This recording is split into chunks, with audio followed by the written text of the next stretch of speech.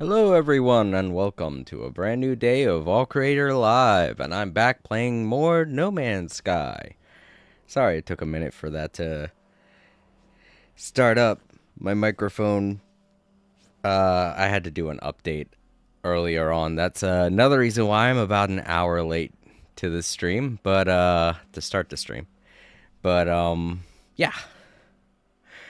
I had to do an update, and as I've said before in this stream, whenever I do an update on my laptop, for whatever reason, Microsoft likes to swap to my default microphone settings. So I had to just swap it back, and I'm glad I know how to do that now.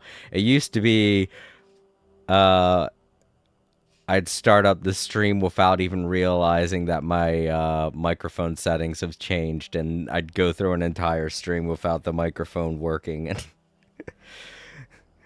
boy, those were awkward days. Those are like 2 years. I think it was like at the beginning of when I was doing the Sonic Frontiers playthrough, and I think that was like 2 years ago.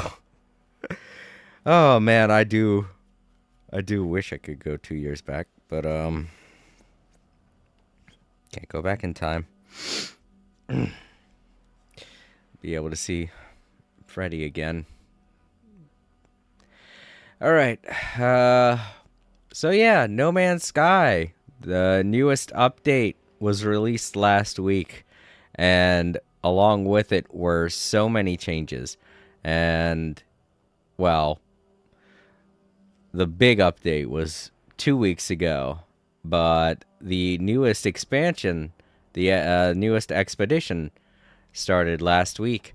Um, Sad things happened last week, as I stated before on the stream. A very beloved family member, uh, our cat Fred, passed away last week, and it's been taking a huge toll on me. I definitely have been feeling as though something in my life is gone, and it's been very depressing. And I have been slowly getting back to who I once was, and trying to get back into the rhythm of things. It's not easy, and there are a couple of days where I might not be streaming simply because of how heartbreaking this has all been. But yes, I do want to continue streaming a lot of the games that I have already started. And no, this will not affect any of the games that I've already started. There are no emotional attachments to any of the games that I have been playing. For instance, if I was still doing my playthrough of Stray, or if I had started my playthrough of Little Kitty in the Big City, I might not be playing that right now. I would just feel too emotionally attached to the game and would not in any way, shape, or form want to play. Likewise, if maybe I had done something in No Man's Sky, like designed a character around my little Freddy, uh, it would probably prevent me from playing No Man's Sky because I would not want to, uh, because I would be too emotionally attached to the character I designed. But no, I have not done anything like that, and no games that I am currently playing will be put on hold as a result of this. It's just the channels themselves, Twitch and YouTube, um, may experience an occasional uh, schedule change, either because my sleep schedule has been really messed up lately due to inability to sleep. And, well, this past Tuesday, for example, I was not able to stream because I ended up falling asleep right in the middle of what I was doing after I got done with work. And I don't want to say what that was because that's bathroom time, and I don't want to, like, uh, you ever have those moments where you just fall asleep while you're trying to shower? uh, it's like that, but I wasn't taking a shower. It was a bath that I occasionally have to do for my arm. And yeah, it's been a really rough week. That's all I'm really going to say. And a lot of that has gone, um and I'm very sorry. I really do wish I could get back those hours and make up for a lot of what I missed. For those of you who have been tuning into my stream, first of all, I want to say thank you so much because it really does mean a lot that many of you have been supporting me through this and giving me words of encouragement as well as uh, the standard thoughts and prayers. I know a lot of people think, "Oh, it doesn't matter. That does not matter." But to the people who are victims of the situation, while you would like to see change happen, that's true. Change does not happen if all you give are thoughts and prayers. but at least if you can give thoughts and prayers, you at least help those who have been victimized by an incident. It helps them heal. And all of you out there who have been giving me your thoughts, your prayers, your virtual hugs, all of that, it's really been helping me out a lot in my recovery process. And to those of you who are thinking, oh, it's just a pet, it's probably not hit you as hard yet because you're either too young or you have yet to experience the kind of love that a pet can give you. For that, I don't mean to shame you in any way, shape, or form. You still have plenty of time. You have a long life ahead of you. And there are going to be moments in your life where there are going to be huge people that make you feel as though you're welcomed into the world. And once you lose those people, it can be quite damaging.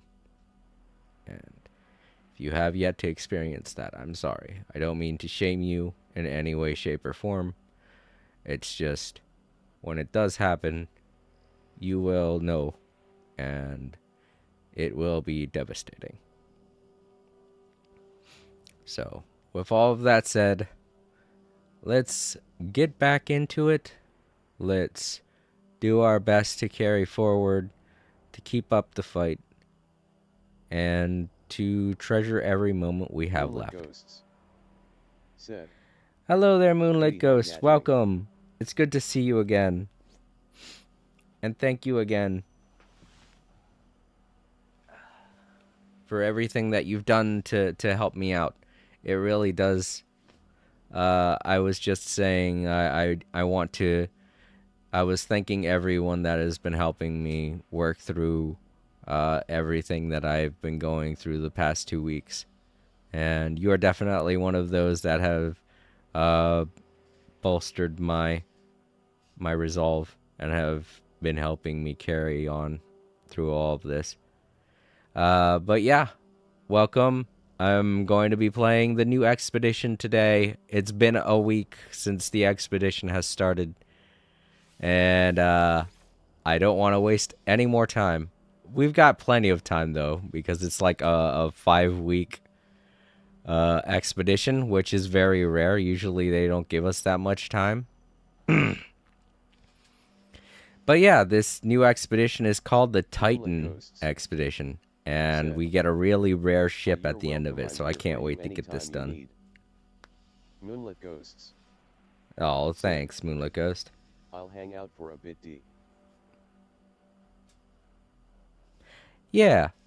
No Man's Sky isn't a very strenuous stream, not a story stream, or an intense, challenging stream, so this is a really great just hang out and chill kind of stream, even if it is going to be an expedition I start. The first length of the expedition is typically not the most difficult because you're still getting used to everything. And with that said, let's get it booted up, get it started. Expedition 17, Titan. Join the Titan expedition on a voyage through a dazzling array of new worlds and new stars. That's right. This expedition's main goal is to show us all of the new stuff that's been added to No Man's Sky the past 3 weeks. And you know what? That's something I want to check out first. I want to see if maybe a recent update has fixed our home world of Tala Earth. Hopefully. If it has, then that'll be great. I won't have to look for another home planet for us. But if not, then we'll still keep Tala Earth. You know, it'll still be here. I'll just have to rename it to something. My idea was to go with the name Watermelon Earth, because it now looks like a watermelon. But let's go in and see if maybe they've fixed some stuff. It's kind of hard to tell at night.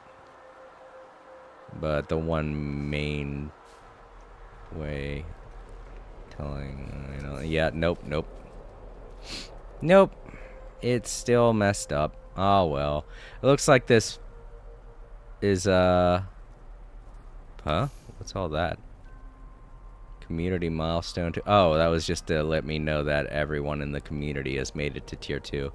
Yeah, looks like our planet is going to have to be renamed to Watermelon Earth.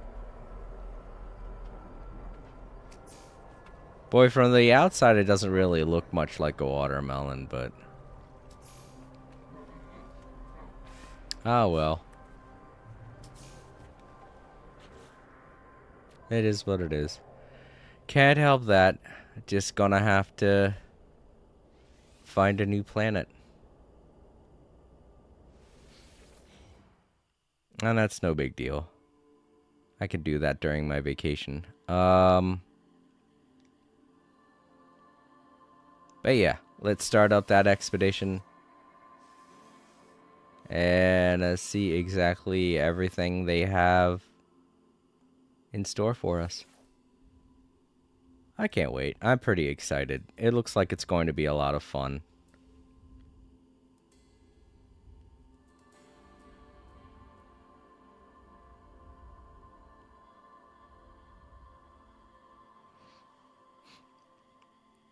Who knows? It may even be exciting. I don't know. I haven't really been looking into everything that they have going on with this new expedition. But yeah, Moonlit Ghost, I'm sorry I haven't asked you yet. How's your day been? Alright, let's initiate expedition. Commencing Atlas system suit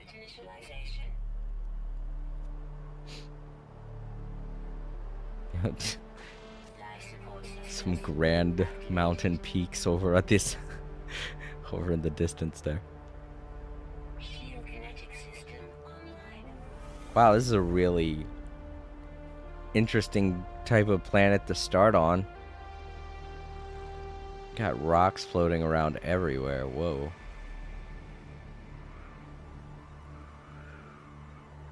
Oh, snow day. Sweet. Said. It's been good had a snow day, so Ah, I'm lazy. that's a good idea too. Moonlit ghosts. The snow day is a perfect day to do something like that. Oh, we got ourselves a regular. Moonlit ghosts. User initialization Said. sequence. Oh, yeah, like I said, I've been doing all right today. Was able to get the stream started at a reasonable hour. Well, it looks like I'm a robot this time. Interesting way to start. Community expedition.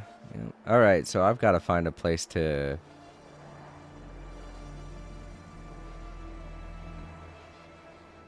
I really do like this planet.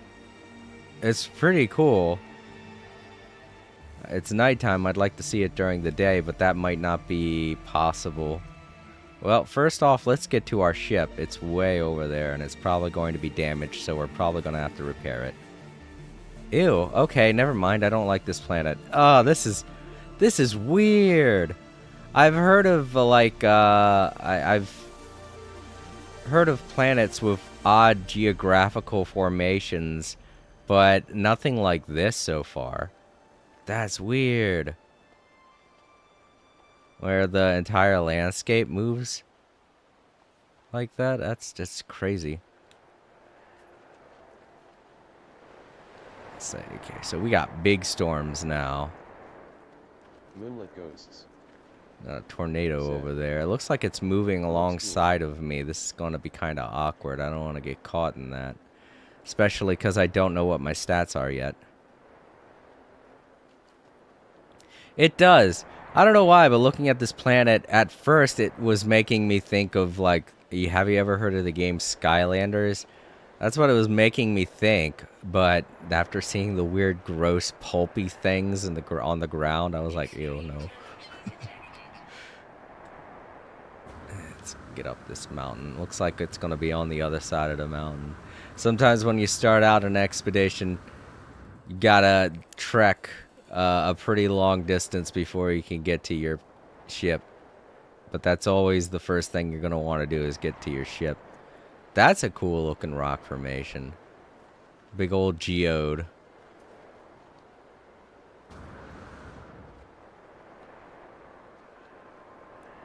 Oh. Oh, so I guess somebody else is already here. No, this is just a crashed ship, I think? No. What is this? Oh, no, these are other players, I think. Yeah. Yeah, here we go. Escape from Titan. Really? Hmm. Well, where's my ship? Oh, here it is. Oh, cool. I'm lucky. I got a baller hauler. I learned that from there's a YouTuber I enjoy watching. His name is Jason Plays, and he calls these types of hauler ships baller haulers, and I thought it was funny. So, oh, okay. Lightning's hitting our plane. Let's get out. Our ship won't take damage if we're not inside of it. That's a very unique aspect to No Man's Sky, but the ship's health is tied to... Oh, fuck, we're right in that storm that was following me.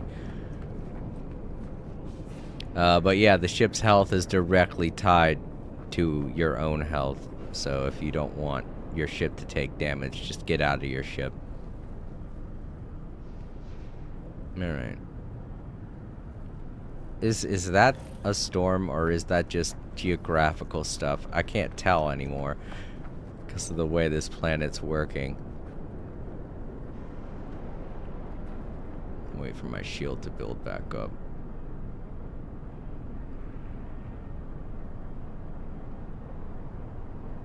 And that storm was just following me so it could hit me with lightning as soon as I got in my ship, maybe? I don't know. Alright, so we need some pure ferrite, and that means we're going to have to mine rocks. Preferably not rocks that are floating around, though. Oh, I guess those aren't mineable rocks. They're just decoration. That's interesting. Definitely look like the type of rocks that could be mined. Well, why can't I mine any of this stuff?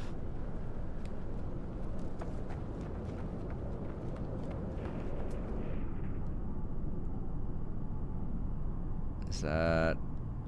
I can't scan it. Oh, I can. Alright.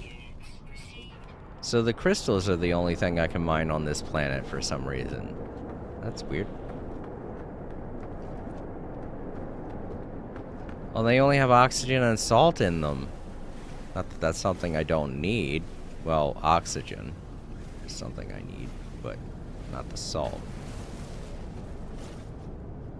Huh. Oh, here we go. This is a regular rock.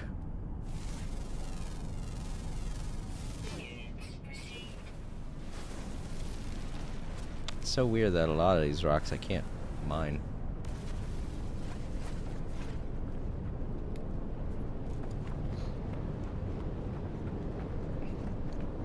Let's look around a little bit more.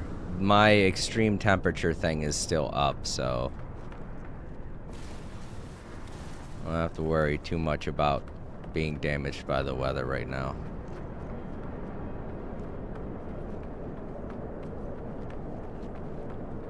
There goes some dehydrogen. We're gonna need some of that.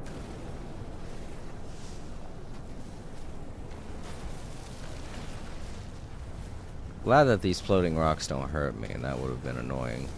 Because they're all over the place on this planet. It's definitely one of the new planets. I've never seen stuff like this before. Not just the crystals, but the rocks floating around like that. I'm wondering if you could scan them as a type of anomaly. No. They don't hurt you. You can apparently walk into them. I think when you walk into them, they dissipate.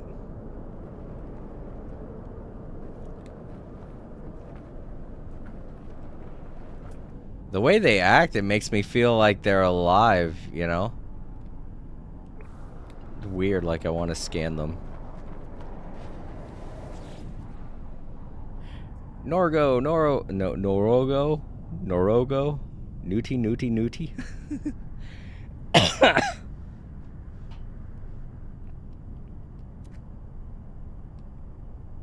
Accept knowledge.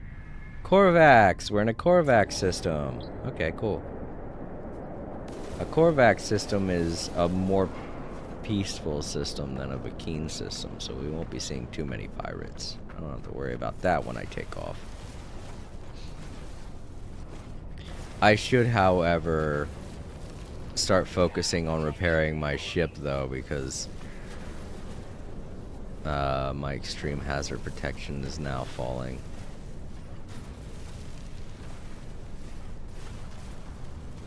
We got a cave here. Oh. Okay. I was gonna say, this was probably a bad idea. I thought I might have been going too deep or something, you know?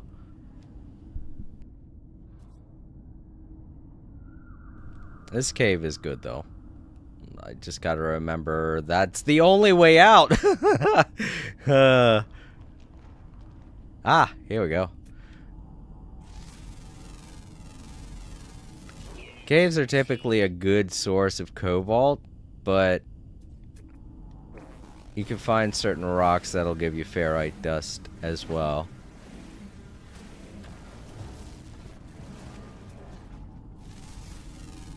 But most of the rocks that you find inside of a cave will give you cobalt. But that's okay, because when you're first starting out, cobalt is kind of a necessity for something. I forget what, but I know at some point you need cobalt to do something. So it's good that we can get some now.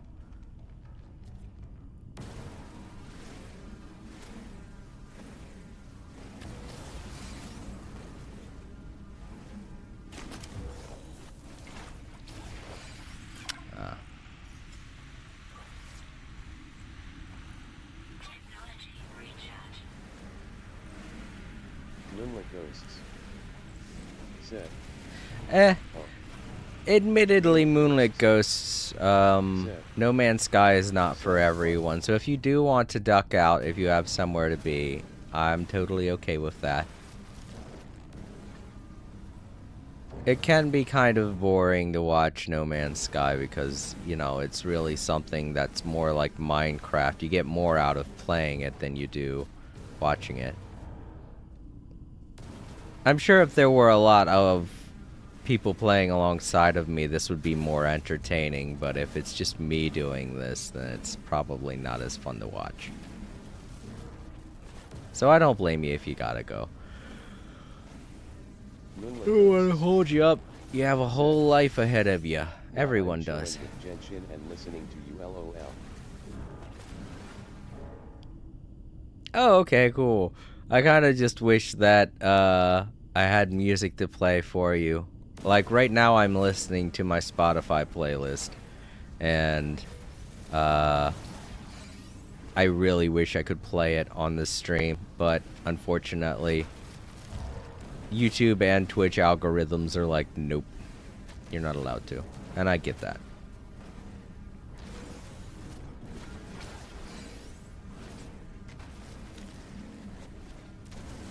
Oh my gosh, Moonlit Ghost, have you heard about the recent changes to Twitch? Twitch is going to be doing another freaking purge on its video categories. You're going to be limited to how much you can have on in your highlights now. And I mean, it's it's inconveniencing to me, that's for sure, because I like to put a lot of my videos in the highlighted section.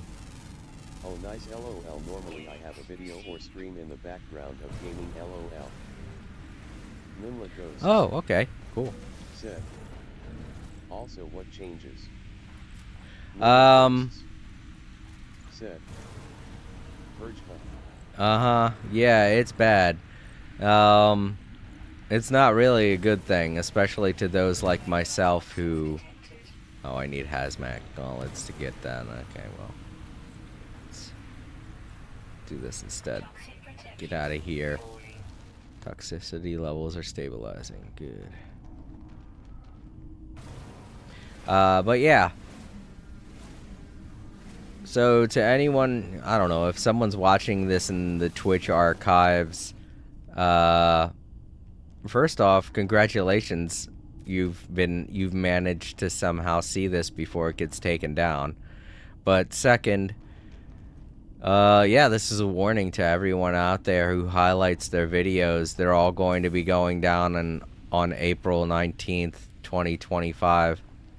The Purge is going to get rid of all of them. And that's sad. But it would be even more sad if I was actually going to be losing all of those videos. I have about 200 videos that are not on my YouTube channel. And, well, I just gotta say that those 200 videos I can't put onto YouTube because they're no longer compatible with YouTube's format, with how they format their videos. So the only other option I have is to download them onto my hard drive, and I have plenty of space, so that's what I began doing. And I have all 200 videos, 200 of the necessary videos from Twitch. However, as far as how many archived videos I have on Twitch, it's a lot. Almost as much as it is on YouTube, more than there is on YouTube. There are 200 more videos in my Twitch archives than there are in my YouTube archives. So those of you who want to see those 200 videos, you only have until April 19th to see those videos over on Twitch. I am planning to take all of the videos that I have downloaded onto my hard drive, and at some point trying to upload those over to YouTube so that those watching in the YouTube archives can enjoy them, and that they don't become lost to time. But as of now, Twitch is the only place where you can see them, and you'll only be able to see them up until April 19th. And then after April 19th, Twitch will no longer be a place where I archive my videos. I will still be streaming to Twitch, don't get me wrong. And there will still be past videos put up onto Twitch. That's something that they do automatically. This does not affect the VODs. This does not affect any of the past broadcasts. So you will still be seeing the past broadcast section on Twitch, and it will still be showing all the videos from the past 3 months. But in terms of videos from over a year ago, over 6 months ago, you know, videos like that, you won't be seeing anything like that. So, yeah. The All Creator Live experience on Twitch will just be that. It will simply be a live experience. The only way you'll be able to see any of my videos is by watching them live over on Twitch. But over on YouTube, I will still be archiving the videos. And I guess that works, you know? Because then that means that the All Creator Live archives will literally be an archive, and the Twitch archives will no longer exist, so it'll still just be All Creator Live over on Twitch. So yeah, the definitive section, sound like Porky Pig. The definitive way to watch. God, that was so hard for me to say. I don't know why. But the definitive way for anyone to watch my archived videos now will be on YouTube, and YouTube only. So I apologize to anyone that is going to be missing out on Twitch. but you can always go over to YouTube and subscribe. It's free. I'm getting blown by wind, aren't I? Yes, I am. Ow, ow, ow, ow, ow, ow, ow. Shit, okay. I got a free milestone at the expense of getting beaten up a lot. But hey, there we go. I did it. I got that milestone. Winds of change, huh? Very aggressive winds of change. Well, I'm lucky I was inside of a cave when that happened. That could have been way worse. Could have flung me somewhere off of a cliff.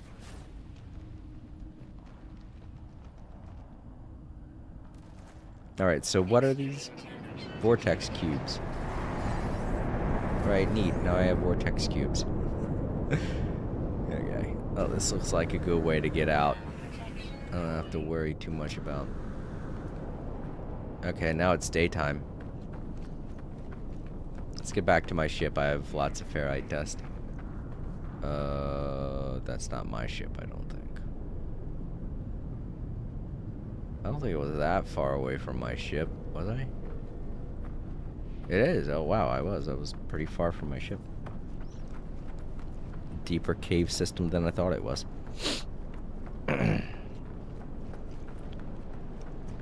Let's hope I can make it back there before my shield runs out. And I hope I can get into my ship without it getting struck by lightning again. I don't know, I'm seeing a lightning storm up there. Okay, it looks pretty far away. I'm wondering what kind of planet this is. If this is one of the new gas giants I've been hearing so much about.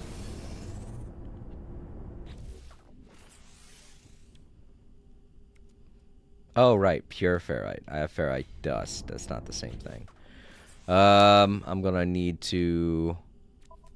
Do I have... Nope, not by default. Darn it. I was hoping maybe I might have a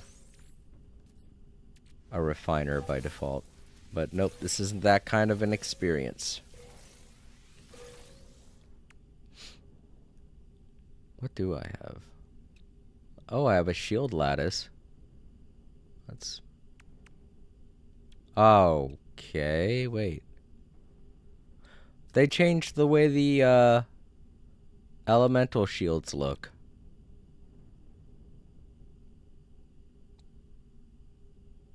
No, these are both heat shields.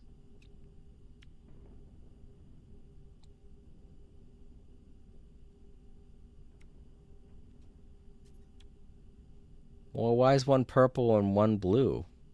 It's weird. They kind of look different now. I don't know.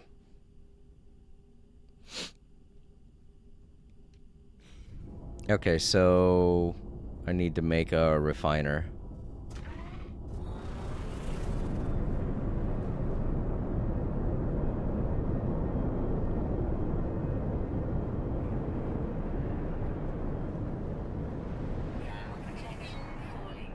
Darn, if only they gave us some place to... Well, you know what? Let's do this.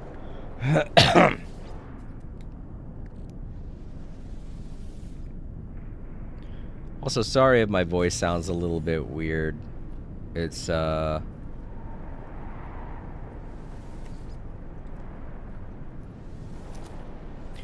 of raspy because I ate some soup yesterday and I was doing it live on stream, actually. That soup that you guys heard me eating yesterday. It, kind of burned the roof of my mouth, and now I have a an ulcer on the back roof of my mouth, a fever blister, as it were, and it's annoying, but it's not the end of the world, you know. I just really I've been into making my own soups these days, and I made myself some really good beef stew yesterday, and when, you know, just before I started the stream up, I had decided, you know what, it feels like it's warm enough. It's not too hot. So I decided to take a big old spoonful, and I burned the back roof of my mouth.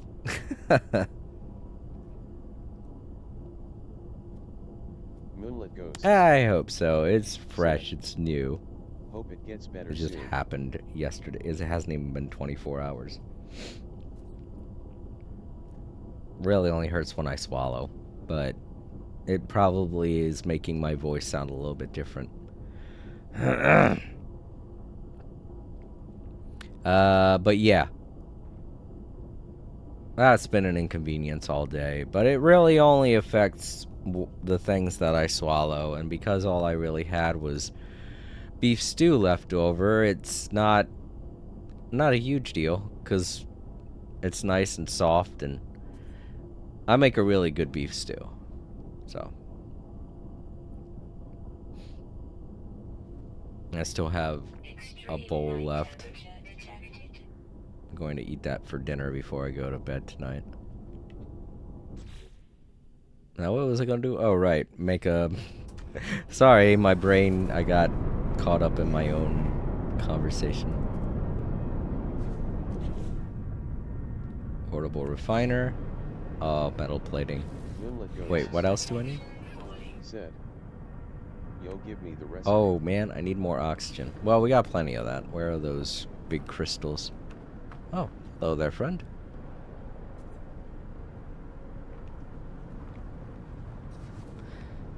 It's not really that. It's not really the recipe. It's a basic beef stew recipe. It's how you cook it.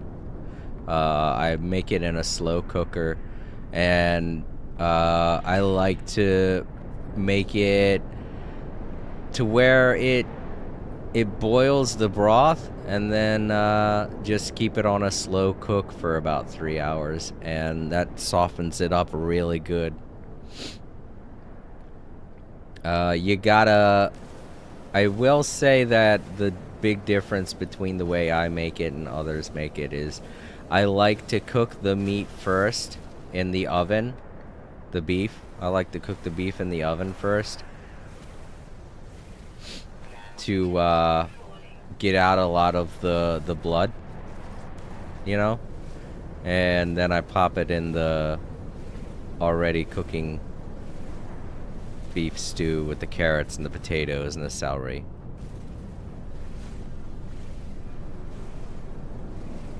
So yeah, it's like 2 hours of prep and then 3 hours of slow cook.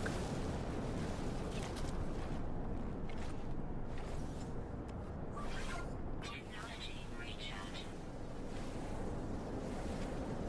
Moonlit Ghosts said, But that's mostly because of how much I make. I make a big old pot, you know, enough to last me a couple of days.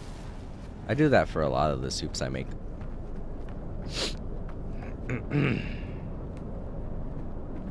Okay, gotta get back to my ship.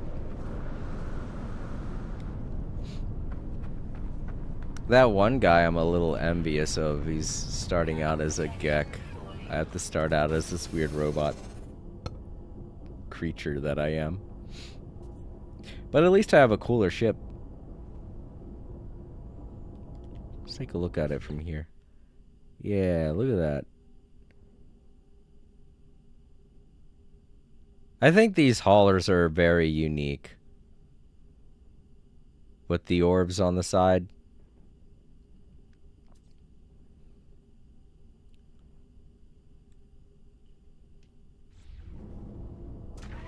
Alright, so I think I should have enough oxygen.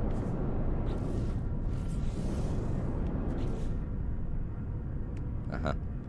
Now I just need to make the metal plating and hope I don't get carried away by a sudden gust of wind. I also need to make sure nobody's going to steal my... That's the downside to having a portable refiner. People can steal your stuff, and there's a lot of people around.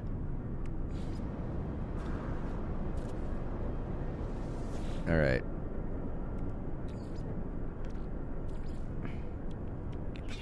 Oh man, I don't have that much. Ferrite. Here it is. Let's make all of it. 33 seconds, good. Yeah, a portable refiner, people can just run up and take whatever it is you're making. That's the downside to the portable refiner.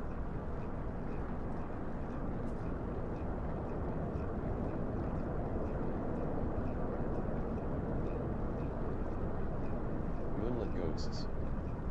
Said. I know. Nah, Someone next to you I'm who's guarding not. it pretty well. If you stay in this menu, they can't access it. I think it says something along the lines of this thing is already in use or something like that. And that way they can't take my fuel source. Alright, now I should be able to fix my thrusters. Component repaired.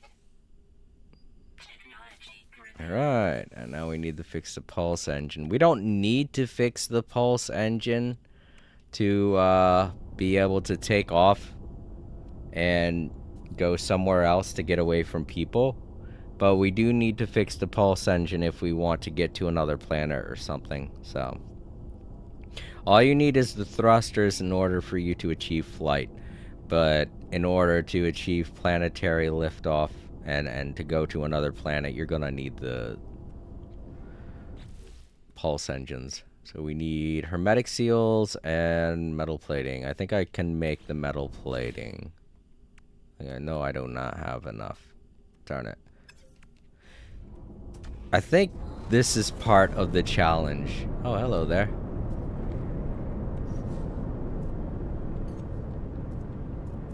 Just a friendly wave. Thermal protection falling. I think this is part of the challenge, is that they start us off on a planet like this where it's a little difficult to get the ferrite dust or even pure ferrite, which is necessary for repairing your ships. Could be why so many people are still here.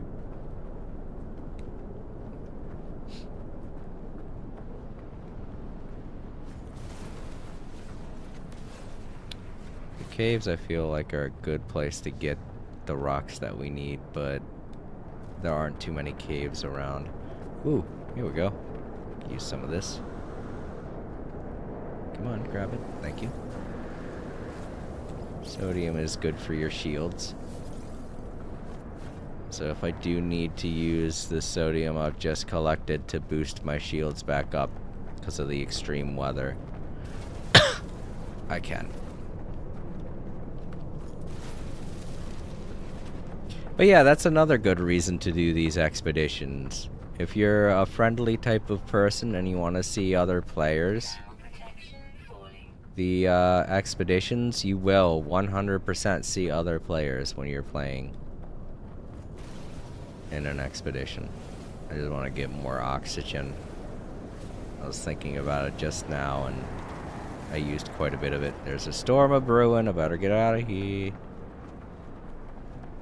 A lot of these larger rocks that we're seeing, I'm not going to be able to get. That's why you don't see me trying to go for them. I don't have an advanced mining laser. I wouldn't be able to get anything out of it. I am going to have a lot of freaking salt, though. That's going to be a little troubling. I don't know what I'm going to do with the salt. Alright, let's recharge the hazard protection. That's sodium I just got. Recharge.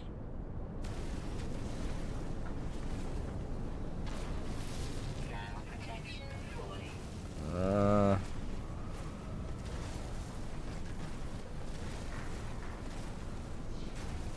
Let's hope that this storm isn't gonna carry me away. I want to collect this. I'm doing future farming right now. Farming for stuff that I'm going to be using in the future.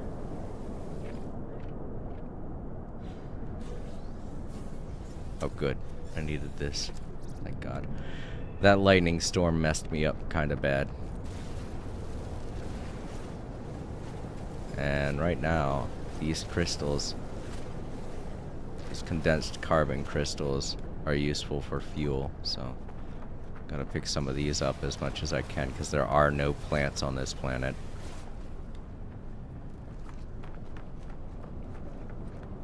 What I gotta find is another damn cave. Hey, speaking of which, these caves aren't easy to get out of, but at least you can get what you need in them. It was more sodium.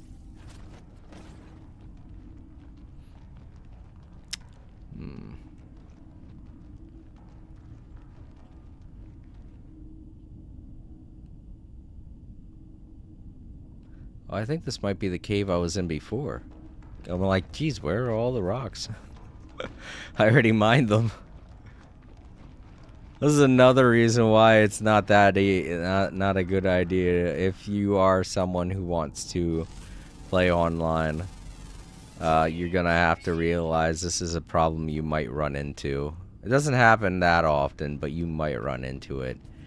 There's limited resources because other players are mining at the same rate that you are. But I can only blame myself for this because this is the cave I was in before. So all of the rocks are gone because I've mined them.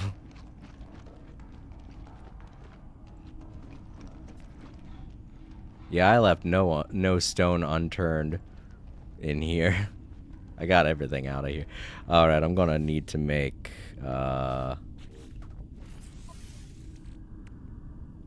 oh, I can make the hermetic seals now. That's good. But the metal plating, I'm going to need more ferrite dust. Life support.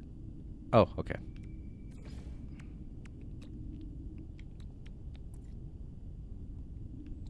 There we go. Just in case. Moonlit Ghosts said, I am a head out now, hope you have fun though. Alright, Moonlit Ghost. Thank you so much for being here. Don't forget to leave a like on your way out. I hope you have a good night and sleep easy. Right, I need ferrite dust. It was probably not a good idea to use all of my ferrite dust to make that pure ferrite, but... Oh, here we go. I found some. Apparently didn't turn over every stone while I was here. Moonlit Ghosts. Oh, right, because this area isn't protected, that's why. Oh, I've seen it, got it too. Now protection falling. Thanks again, Moonlit Ghost. Yeah, that's why I didn't get these rocks, because they were exposed to the sun. Oh man, come on. I can get out of this. I know I can. I did it before. There we go. This is this is another problem with starting up an expedition. You start a brand new character, and your brand new character is not as powerful as, say, the one that you have on your main save. Oops. Speaking of life support, I'm gonna use the oxygen I've collected instead. Those life support packs aren't easy to make, but they're more convenient than using oxygen, because you never know when you're going to get oxygen.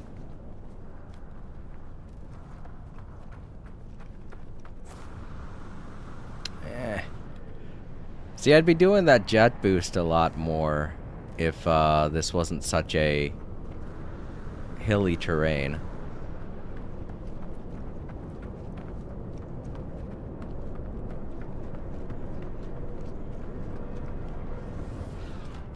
Alright. Now I should have enough to make some metal plating. There we go. All fixed. The first difficult milestone has been finished. Launch my ship into the stars. Alright, sure. There ain't really anything left for me here. I've collected a lot of the stuff that I need. Let's make as many of these as I can. Alright.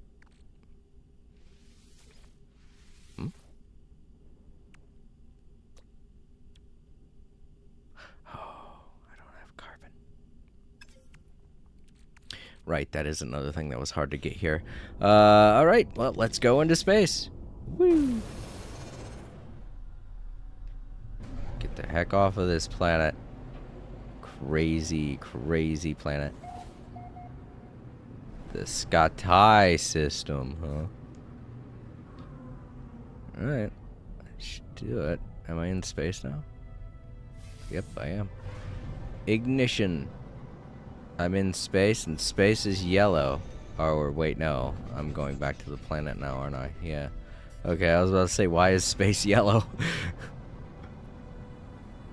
It wouldn't have surprised me. I've been to some systems that are certain colors, like red, green, blue, etc. But it's typically always purple.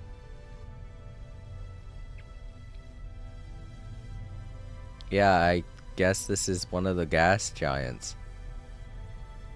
It's got a moon. Unless that's some kind of uniquely round asteroid. I need to get further into space. I feel like I'm not far enough away from the planet.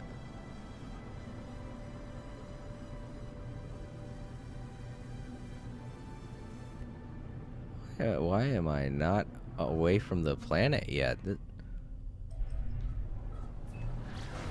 Whew, okay. Well, it is pretty yellow out here. Yeah, that was weird. It felt like I was nowhere. You know what? I'm going to go to the space station so I can at least rest a little bit.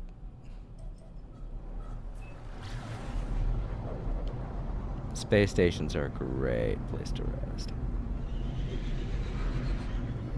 What? Does this planet keep pulling me back in? I don't want to go into this stupid planet.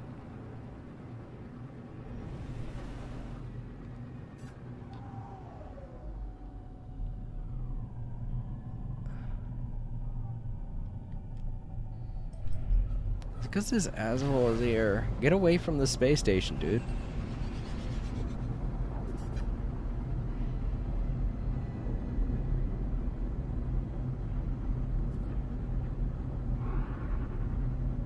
Where? I'm not moving. What the why am I not moving?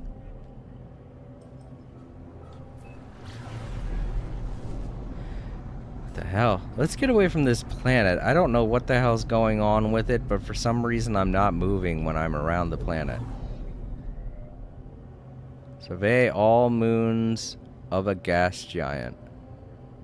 Well, I don't want to do that yet. I want to get the hell away from this gas giant. It's being a major gas asshole. Doesn't want me to move.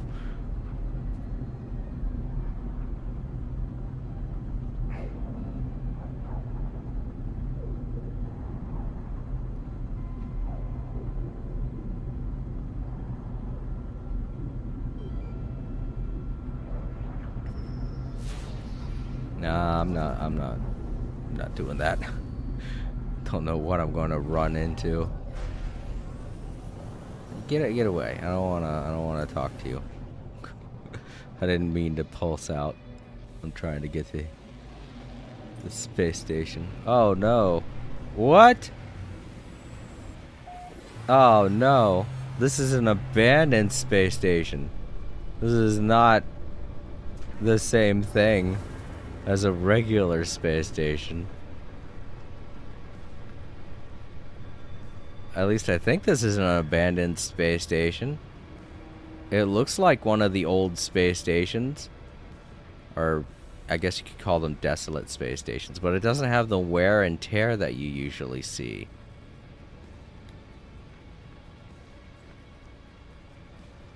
Yeah, typically you see a lot of... Oh, okay, there it is.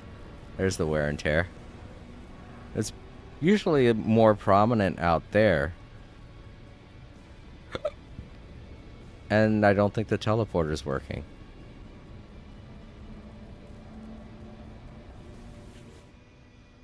It is. Not. It is not. Well, you know what? It could just be because we haven't seen any other teleporters, so...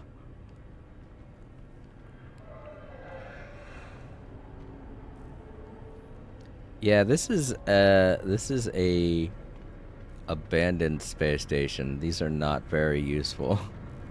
I was hoping to find a place I could rest, but this isn't a very good spot to rest. I mean, you could rest here. There's no danger here, but it's not really a place where you could sell stuff or really do anything other than inventory management, but that's kind of boring. All right, so felt like I didn't really have a moment to take a breath while I was on that planet. Let's see what we got going on with this expedition. All right, a typical expedition with 5 phases, the final one just being one that you collect everything on with. All right, so we got Escape from Titan finished. So yeah, we did start out on a gas giant.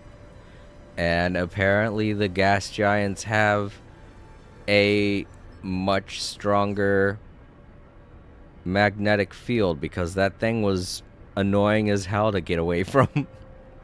I was like, what the fuck? Is it pulling me back in? I feel like I'm not moving at all. Either that was some kind of a glitch they haven't fixed yet, or that's just the way gas giants work. You can get caught in their atmosphere. Nah, that sucks. Alright, let's install this upgrade. Ah, yes, personal refiner. Ha ha ha. Exactly what I was hoping I'd get. It's always good to have a portable refiner, though. If I'm able to get a freighter, or not a freighter. Yeah, a freighter. If I'm able to get a freighter during this expedition, I can put it on the freighter. Sorry, I'm just adjusting my headset. I had to scratch my ear.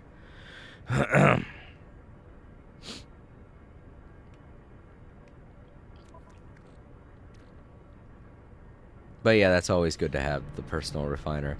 Alright, let's see. We also finished Ignition. Prepackaged teleport receiver unit. Okay. In fact, I think this you got for doing what? Reached your starship. Ah, so I could have had the I could have had the personal refiner early. I didn't have to make a portable refiner. Oh well, that's fine. That's my own fault for not checking. Okay, so Children of Giants, Biosphere, Never Look Back, Rendezvous 1. Oh, okay, there we go. There's the Rendezvous. And the Chronicles one. You get to take a picture. Cool. I better make it a good picture, too, because I'm probably going to use that for my thumbnail. That's something that I should do more often, is take screenshots in-game to use as thumbnails. I've been piecing... I feel like it's more creative when I do this, but I've been piecing together stuff that I find online to make my thumbnails these days. You know, I'll find a base, and then I will attach a character as well as my character and a title and things like that. But I feel like I could get better thumbnails if I started taking in-game screenshots. I've recently figured out how to import those from my PS5 to my phone. And yeah, that's what I'll do at the end of this expedition. Or at the end of this phase. So I'm glad that's one of the milestones. Speaking of which, let's look for the other milestone I unlocked. Accidentally. Here it is. Winds of Change. Get carried away by a tornado. I didn't mean for it to happen, but it happened. So. A Supreme Movement System upgrade. Good. And crunchy wings. Ew. Oh well. Let's upgrade this first. Ooh, an S-Class upgrade. Plutonium tanks. Neat. Ah, this is for my ship. Okay, so the other one, the S-Class one, was from what I just unlocked. Oh, so cool. Alright, I would rather have better movement, so let's move all of my jetpack stuff to around here. There we go. Speaking of which, I should probably move a lot of these things.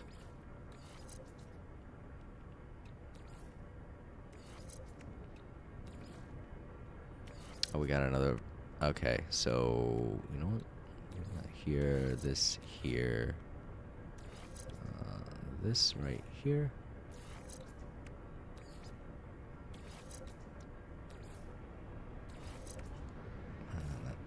There we go. Move this here. Move this up next to the life support. All right. Good. That maximizes my stats.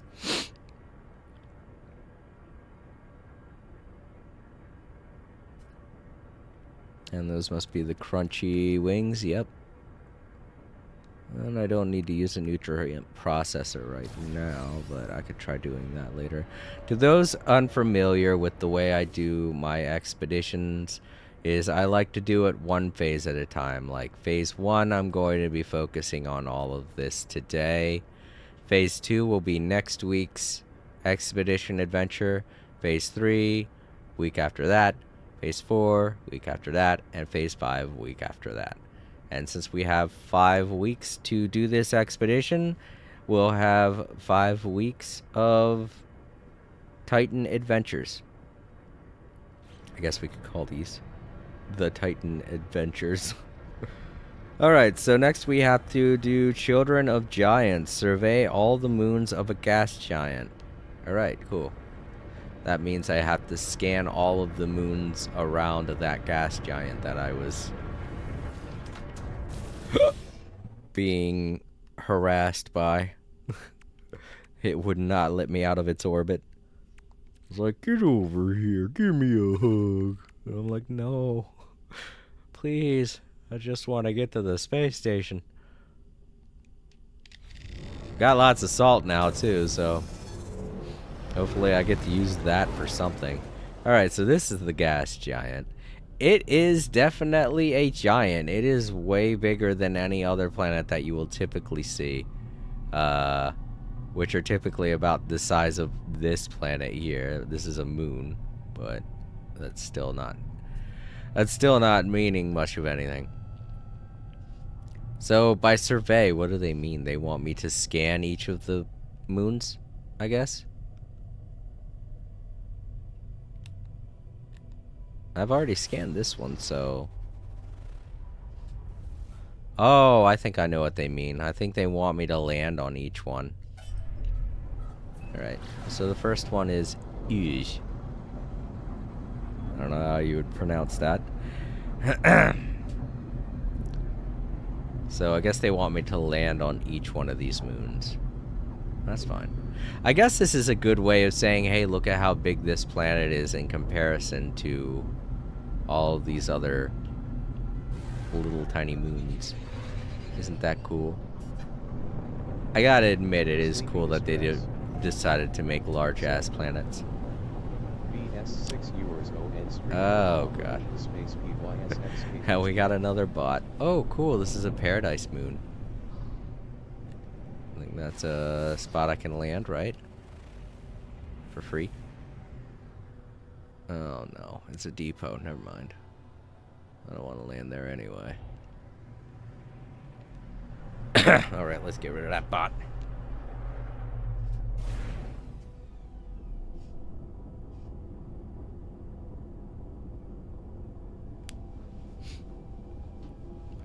This planet looks nice. Or this moon looks nice. Alright, so we get out, and that should be 1. Right?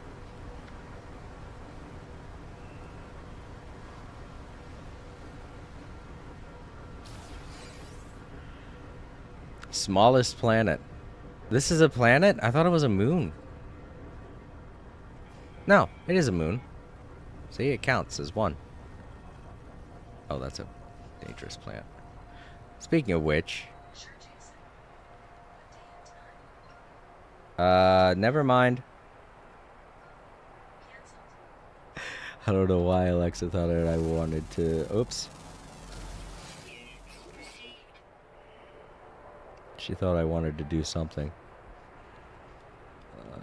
Like maybe she thought I wanted to schedule something. Don't know what it is I said to make that happen, but whatever. Alright, so this is a good moon to get stuff from.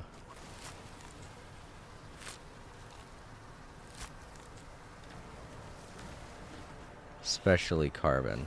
Something that I was lacking on the other planet, or on the gas giant we just came from. So yeah, let's do that. Let's do a bunch of resource mining on this planet.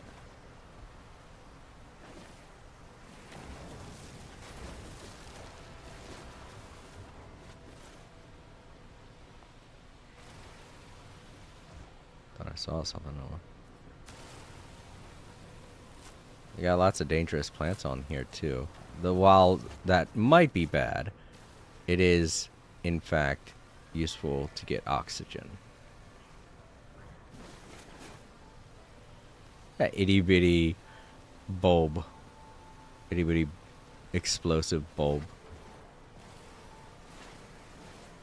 I do have to say that the weapon I start out with has a pretty impressive range to it though. So that's cool. Let's take a look at it, by the way. Not bad.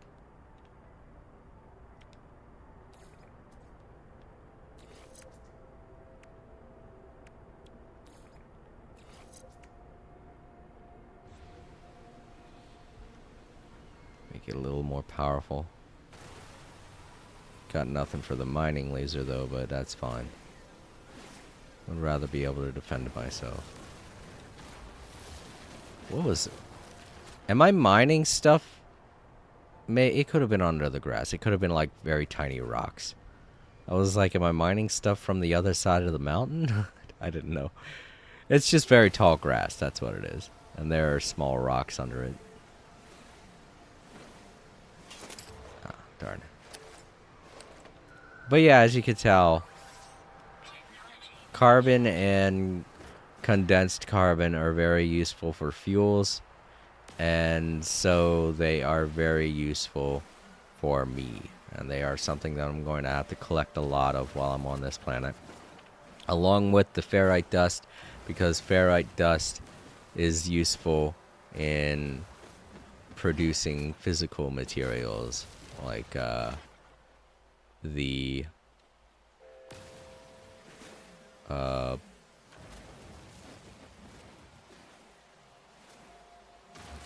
metal shielding that's used to make a lot of things, and stuff for building materials.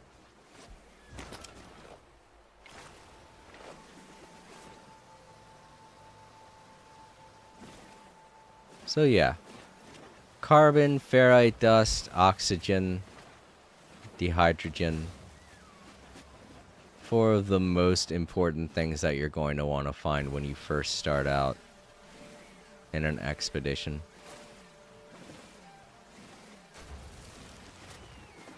Obviously, these are not the best places to get carbon that I have been extracting stuff. These trees are what you're going to want to get carbon from. So we gotta piss off the Lorax and chop down as many of these as we can find. Don't worry, there's a lot. It's look at how big this forest is. How bad could it be?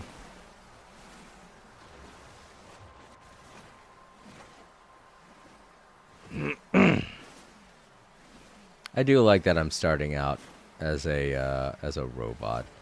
I very rarely start out as a robot in these expeditions. In fact, if anything, with every expedition, I feel like I've started out as the default helmet guy, you know, the one that you see on all of the promotional stuff for No Man's Sky. And I'm like, dang, I'm starting off as such a basic bitch uniform character. It's a little depressing. I mean, I don't care one way or the other, but it would be cool to look like something interesting when I first start out.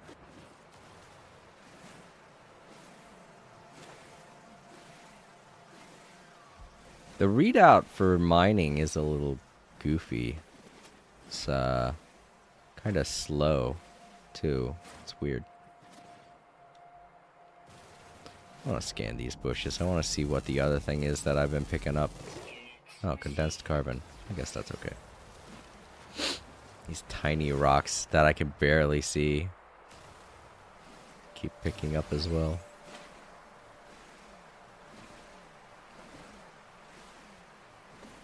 There are easier ways to do this. Farming for carbon. And you know what? I should demonstrate that.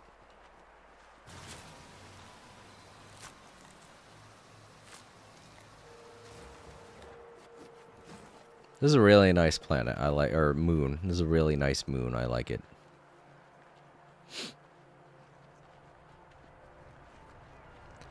Alright. Oh, you know what? Get rid of these plants. With those plants in particular, you can also get some oxygen by retrieving that bulb that's in the center of them. It's just kind of a headache, and I really don't want to deal with it because you might get hurt in the process. And besides, you don't really get that much for doing that. Not as much as you would to kill them. Alright, so one of the things that you can do is a little hard to do if you're in a ship like this. But yeah, doing this.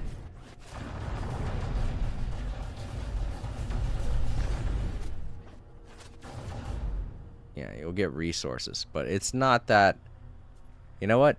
This is probably like the worst way to get resources, if I'm being honest.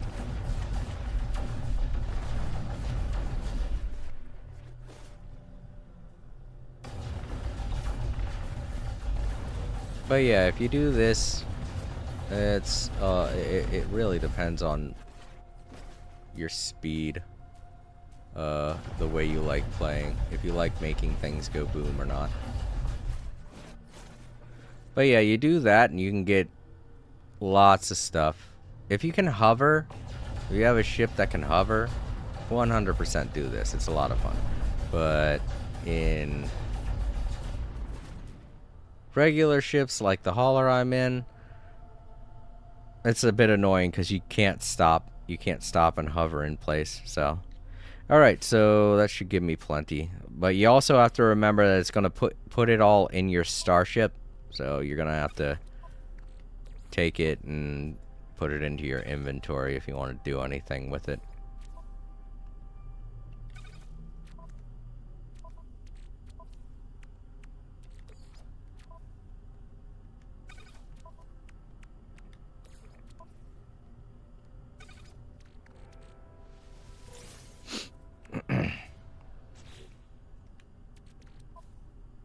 Alright. Go out into space, try to find the next moon. Okay. This looks like somebody already has a freighter.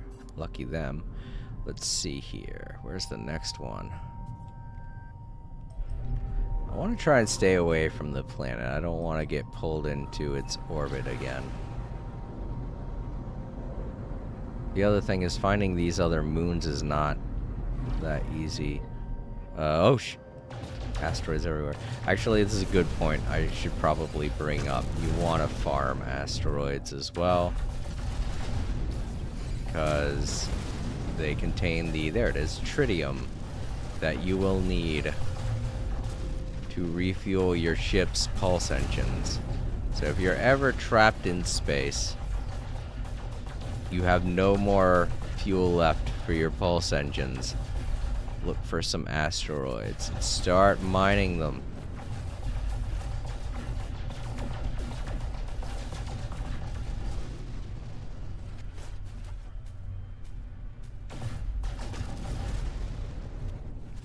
And it's not that hard to find asteroids.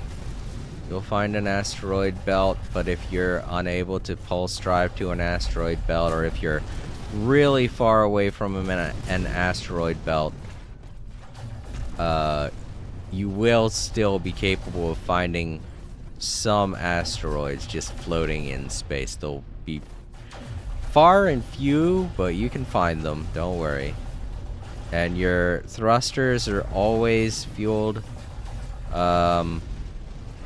Your basic thrusters, not your propulsion thrusters, the ones you use to get off of the planet.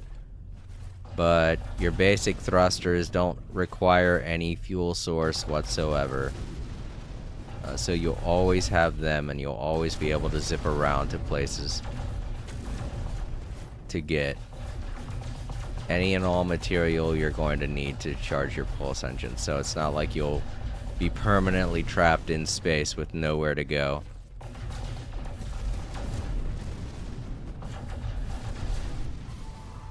Oh, cool. I did not think that was a milestone. It might be one. Well, let's unlock it. It was in phase 2. Destroy 50 asteroids. Aquajet plans. Cool. And craftable component plans.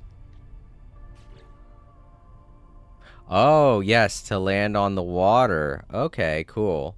So that's if I want to be able to land on the water, which I might have to do. And these are all more components that we can make. For instance, the magnetic resonator we're going to need if we want to make those aquajets, so that we can land on the water.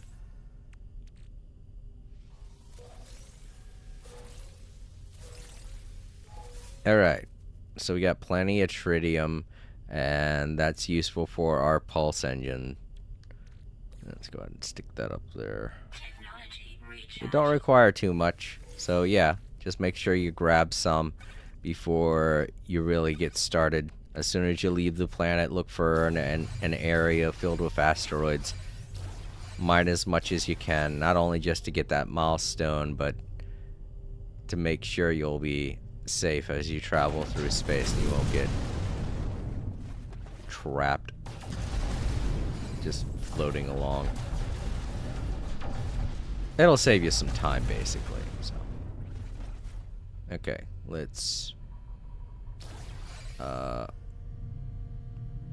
see here. I'm trying to get to the other side of this gas giant so that I can try to find the other moons, because that one was visible, clearly, but the others I'm having a hard time finding, and it's probably because they're on the other side of the planet.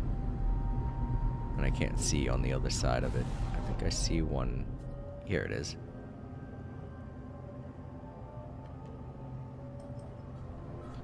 And this one's called Algian X1X. And it's a temperate moon. That means it's another pair. Okay, so all of the moons around here are luxury moons. They're all nice moons. Paradise Planet moons. So far, anyway. I could be wrong. The other 3 moons could be total shit shows. But basically, if you see anything that has star bulbs on it, any kind of a planet or moon that has star bulbs, it's a good indication that it's going to have a lot of lush wildlife, and it could be a peaceful planet, paradise planet. This, however, this is a corrupted planet, and that could affect any kind of a planet, even a paradise planet. But once you start seeing those purple crystals, they're, oh, not corrupted, but a dissonance planet, or a dissonance moon in this case. It's not a bad thing. It's just limiting a little bit, you know. Okay, cool. Free spot to land. That's a depot, but it's, you know, still a free spot to land. But yeah, dissonance planets have a lot of corrupted sentinels on them. I'll show you in a second. Corrupted sentinels look like this.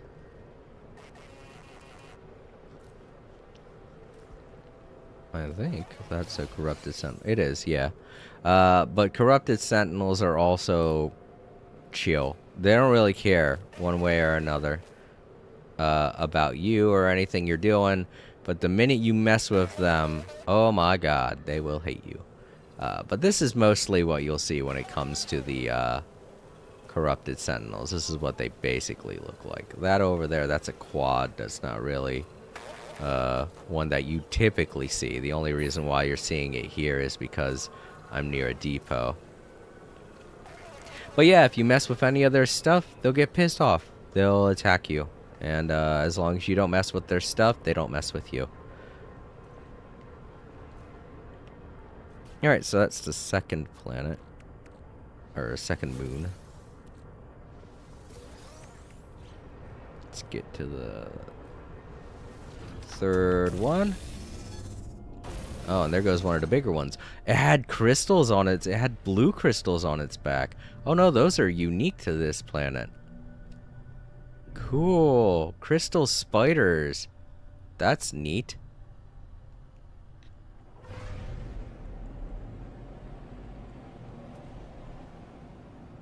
To anyone that wants a crystal spider, there you go. Head on over to that planet, that moon. Get yourself a crystal spider. It's really cool. Cool looking critter. Oh wait, that's Urge again. That's not. I've already visited that planet.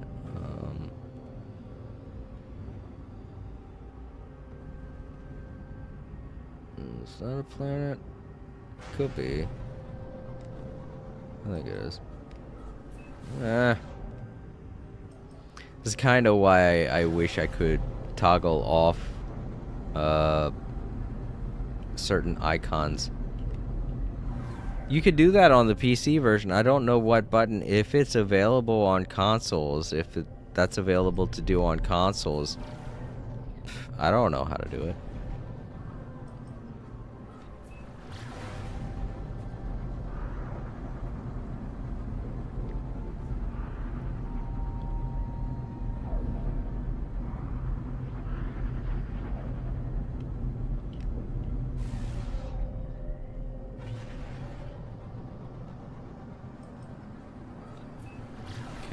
Trying to get to that planet, but I can't lock onto it because the icon for that person's base is in the way. Alright, oh, fuck. God, my guns are really... Here we go. Oh my god, come on. Here we go. Ah. Yeah, haven't been to this one. Okay. Oh! Oh man, it's tiny. This might be the tiniest planet. I couldn't really see because it wasn't showing me, but I don't know if this is an icy planet. Water? Oh, it's a water moon. Well, it has water on it. It's icy. Okay, it's an icy moon. I love this gas giant. It has like all kinds of different moons surrounding it that are legitimately planet-like. Well, I don't see any free place to land, so let's go ahead. They gave us plenty of thruster fuel, so I don't really care too much about using it.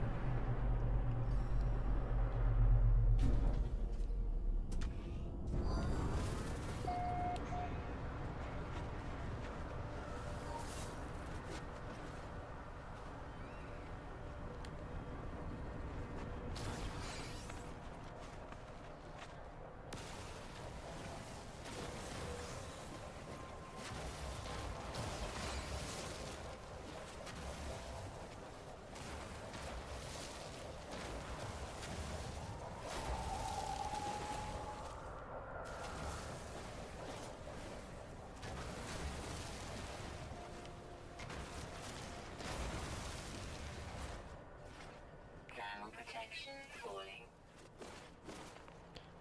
falling. These bulbs are also a good place, really good way to get oxygen. Technology recharge. Because not only do they have oxygen on them that you can gather, but they also drop a lot of oxygen when you destroy them. So they aren't even the most dangerous one of the plants that you can run into. In fact, if you get hit with their gases, it's just annoying. It's not that much of a pain.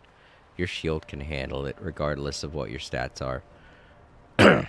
But yeah. Ooh, tubers. Nah. Good for cooking. But I don't feel like doing any cooking. Especially because I don't even have a food processor yet. Oh, speaking of which, did I pop off that? I did. Okay. Okay, so that's planet number 3. Whoops. Technology recharge. We need 2 more planets.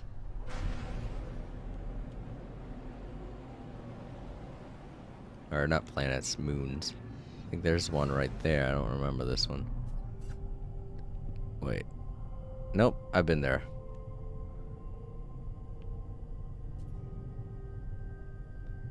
I think I haven't been there.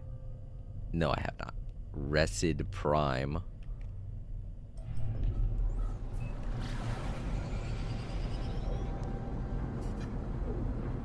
Moon of unknown planet. What, that gas giant is called the unknown planet? Huh.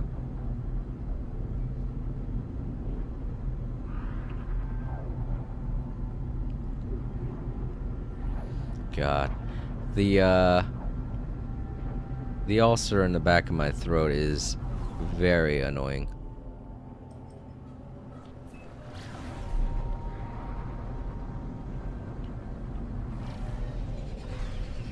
And before any of you say anything, yes, I know gargling with salt water or Listerine or whatever, it helps heal ulcers. I know, I've been doing that. It's just I can't do it all the time, you know?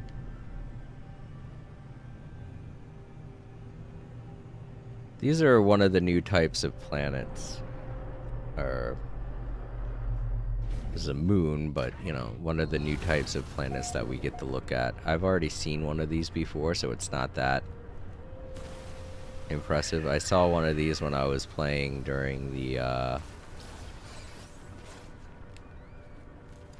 last live stream that I did. They're cool, don't get me wrong, I love them. All the ruins and stuff look really neat. And it's nice that they give us objects that are clearly just for decoration. Because typically whenever you see stuff like these ruins here on a planet, it would be a type of rock that you can destroy, like how this is right here. This is a rock you can destroy. Polished stone, that's new. Oh, neat. That is a new material type. But yeah. Now they're purely for decoration and nothing else, and that's really cool. And the things that you can destroy apparently give you a new type of material. So that's cool. I really love that. Polished stone. Man, I wonder what we're going to be able to make with that. Oh, don't shoot your ship. That's really cool. I should take a look.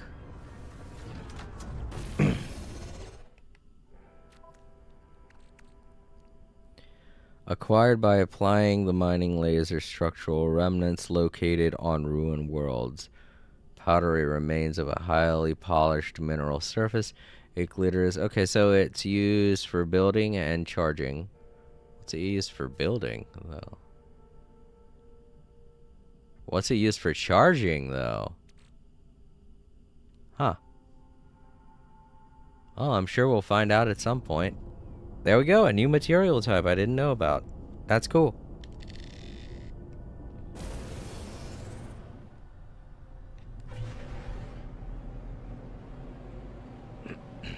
Got some Katamari Damacy playing in the background right now. Can't help can't help but bob my head. It's because of this ulcer in the back of my throat. It's getting my tongue. It's making my tongue do weird things because I can't talk the way I normally do. Otherwise, my tongue's gonna hit it and it's gonna annoy me.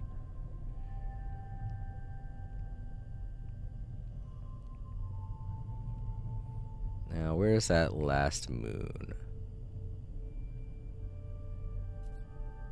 Aha!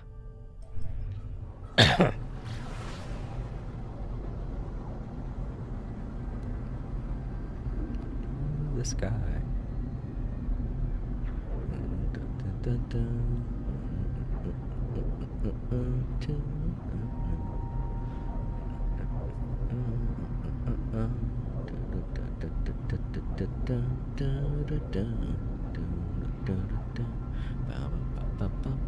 Wait, I think I might have been here already.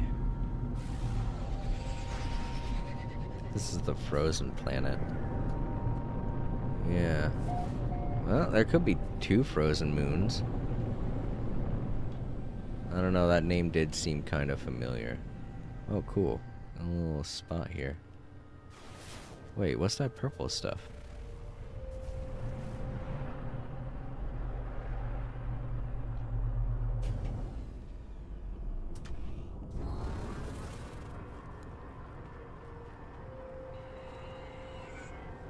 What is this?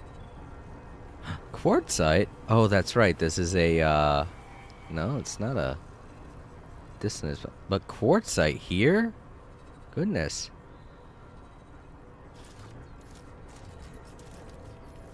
You know what? I might need this later on.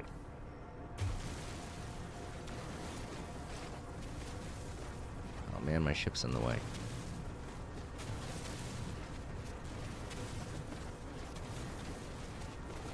Part of me feels like I might need this later on, so I guess it's a good idea to grab it while I can.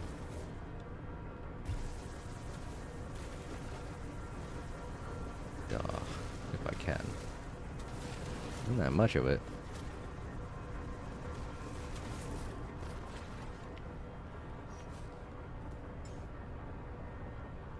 Over there. Go over there. Bad ship. Go over there.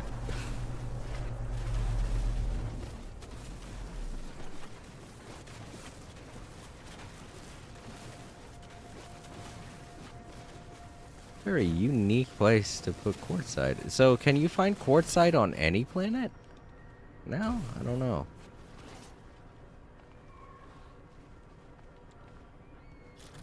I legitimately thought that Sentinel would get pissed off at me for mining that, but he didn't seem to care.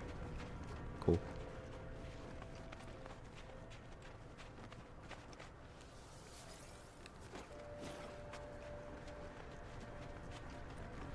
Okay, so yeah, I've already been on this planet, but now I have some quartzite, so that's good. So if I need that in the future, Trash Panda I got it. said, no. To the sky. Trash Panda. Hello. And no, right back at you. But hello, Trash Panda. It's good to see you again. But yeah, I don't think I'm going to need the quartzite for anything. I just picked it up just because I'm just now starting this expedition, so I don't know what could be useful and what could not be useful, so. Alright, let's try to find that last moon. This is taking a lot longer than I thought it was going to. Trash Panda said, only purple star systems.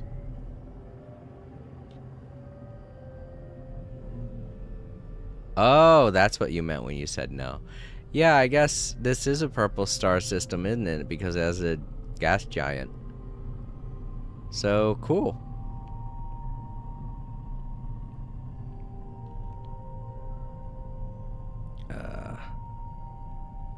Nope, I've been there already.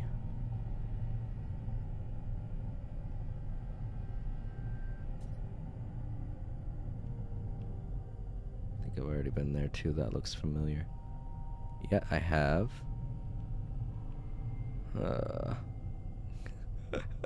This is challenging only because I've already done I've been to all the other moons, so at this point it's like finding, well, not finding a needle in a haystack. It's more like,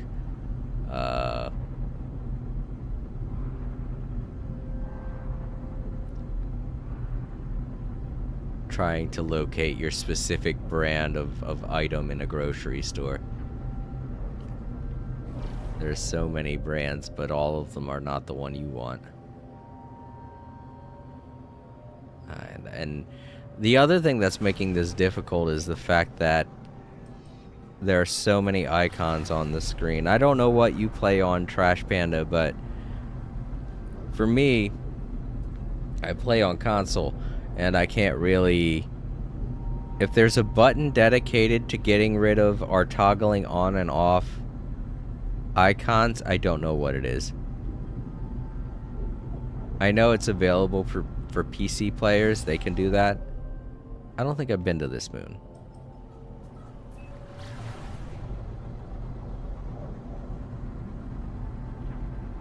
So this might be the last one. But yeah, if there is a designated button for console players, I don't know what it is. Trash Panda. Said. Yeah, PlayStation 5. Yep, I haven't been here. Oh, cool. It's one of these types. These were developed a long time ago, but they're still really neat. Uh-oh, this ain't good. Yeah, I can't land. Oh no. I'm not, this ain't good. This ain't good. This is not good. No! How is this happening? Oh my god. No! I'm gonna die to this. This is dumb. How is this possible? Critical damage taken. I can't believe it, everybody. This is how I die.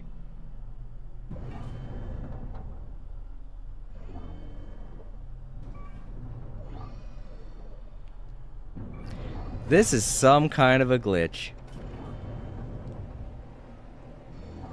How is this even a glitch? How is this possible? Oh well. I'm dying, everyone. Good night.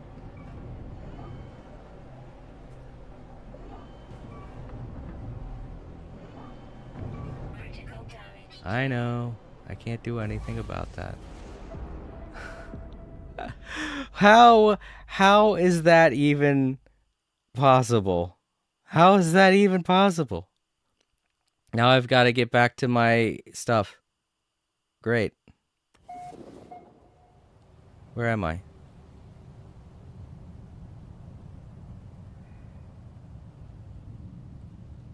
Death by catastrophic planet impact. I think I've lost everything.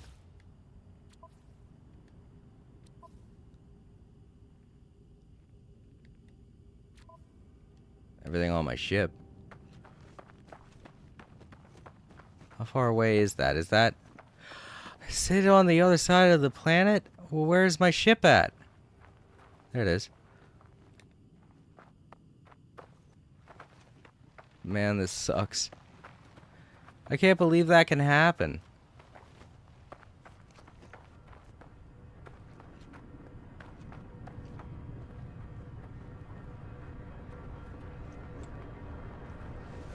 Is my ship damaged again? It is. Aye. Gotta fix it all over again. That's not even my fault. That was a glitch.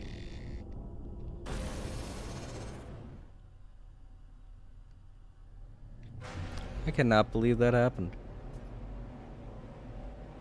Ugh. Well, let's go back and get my stuff. Luckily, it was just my ship stuff, and the only thing that was on my ship was the things I collected from the asteroids. Oh.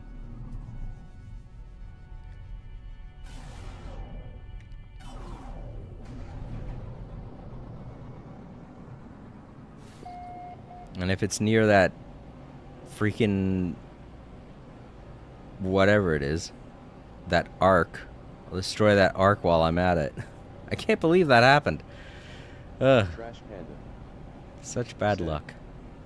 You can restore. Oh, I know. I could have restored, but I didn't know how long ago it was that I had saved.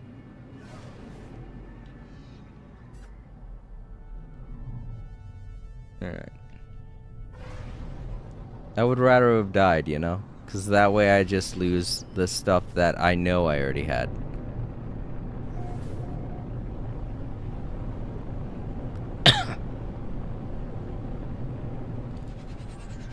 There we go. Got it all back.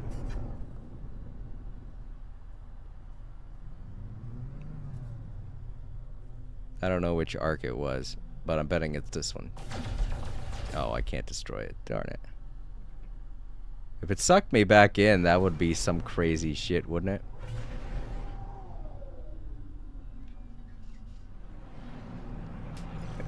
I don't even know what the hell happened there. I was just trying to go along it, and then it's like my wing got stuck on it or something. I don't know. And I've got baller wings, so it's like, why? I don't know if that has anything to do with why. But there we go. Children of the Giants. Complete. What a way to die.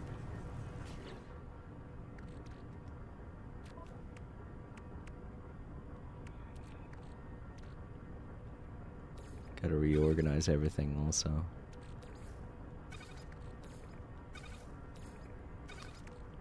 Not really that big of an inconvenience. A little sad though. I wanted to go through this without dying. Well, this is like the second expedition that I've died to on stream, anyway. It's not technically this is the third time I've died on an expedition. The first time I died was during the Looper expedition, but that's because that's a requirement. That was a requirement. You had to die in that expedition. It was funny. Weird stuff and MS Effect. Right. That's just No Man's Sky for you. Alright, let's collect this auto charger unit. Pre-packaged launched auto charger unit. And sodium. Nice. And now we get auto charging thrusters. Which I can put... Oh, we also have the explosives. I didn't realize I had those, but cool. Now I do. Now I know, and knowing is half the battle. Pork chop sandwiches.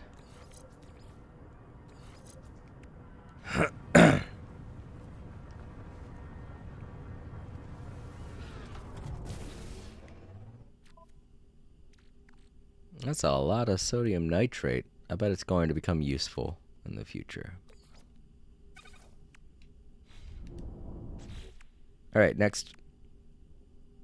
Oh, alright, that ain't hard at all. In fact, we're on a planet where I can scan plants and such. I think. It's kind of dark on this planet, so... You're scanning it? Then I shall scan as well.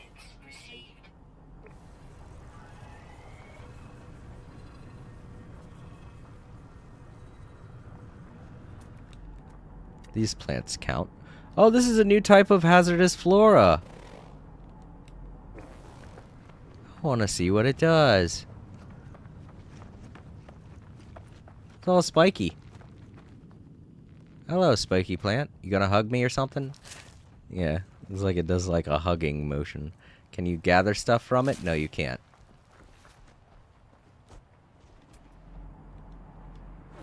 Yeah, and you can't scan it either. Well, that makes it useless, doesn't it? There. You die now. Useless plant.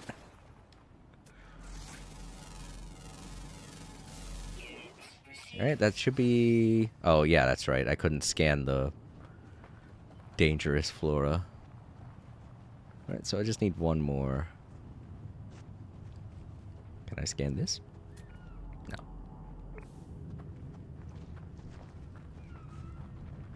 But yeah, Trash Panda, how's your day been? Uh-oh. Mean guy. We got a big boy here. Yeah. What did you get? For being a jerk.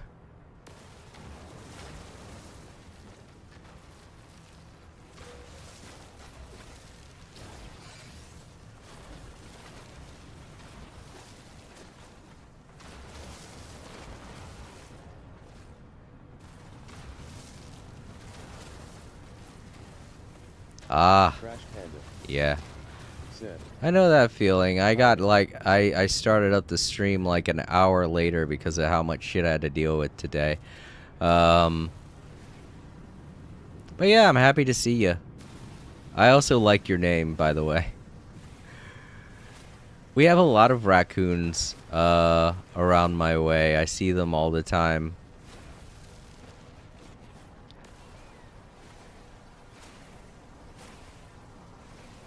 Some of them I feel are pretty friendly too, so I feel like somebody might be giving them food.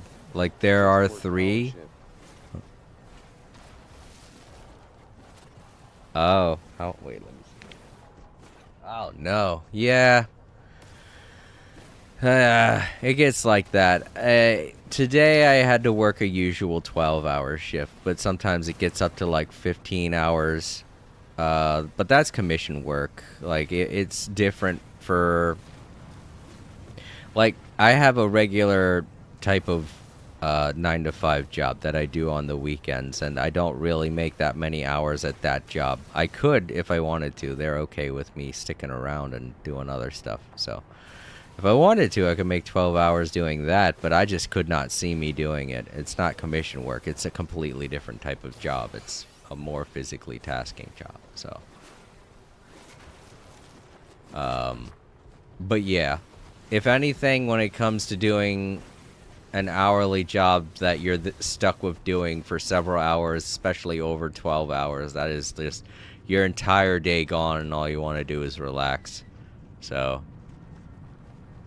I'm happy you decided to stop by and relax. But yeah, speaking of Trash Pandas, my favorite... Oh crap, that pissed him off. I did not mean to do that. Sorry. Trash Panda said, I drive fuel tanker trucks. Oh, I heard that can be a very dangerous job. But at the same time, I know of a couple of friends that do delivery work. And they say that they really don't know any life other than that. I don't know how long you've been doing what you're doing, but yeah, remember to stay safe out there on the roads. I'm pretty sure you already know that, though. I'm betting you're a professional at this point. If you're working 13-hour shifts, yeah, you're probably a professional by this time.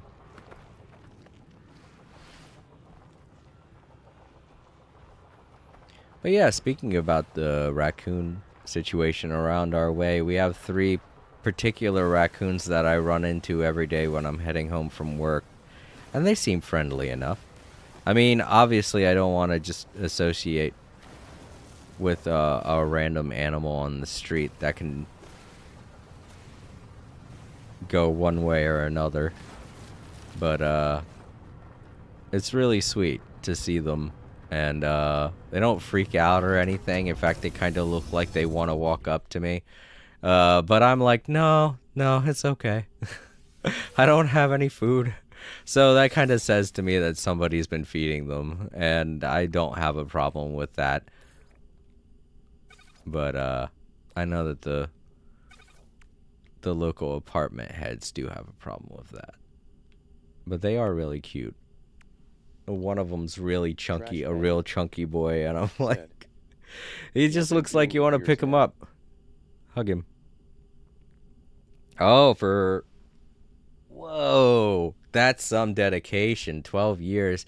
At both of my jobs, one job I've been doing for 7 years, and the other one I've been doing for almost 11 years now. So yeah, that's some dedication. I understand the drive. But I'm sure that they give you plenty of benefits and stuff like that too. So obviously there are reasons to stick around at a job, especially something so hazardous. Yeah, they are adorable little creatures. They are. Can be dangerous though. I do not want to recommend, if any youngsters watching out there,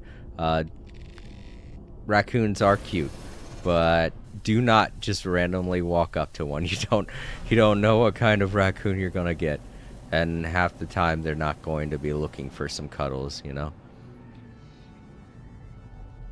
But yeah, every time I see you pop in, you make me think of those 3 raccoons that I see when I come home from work some days.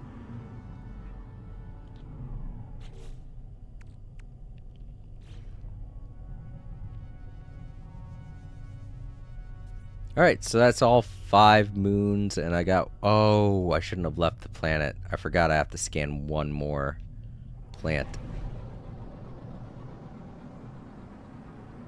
Well, let's hope I don't get stuck again.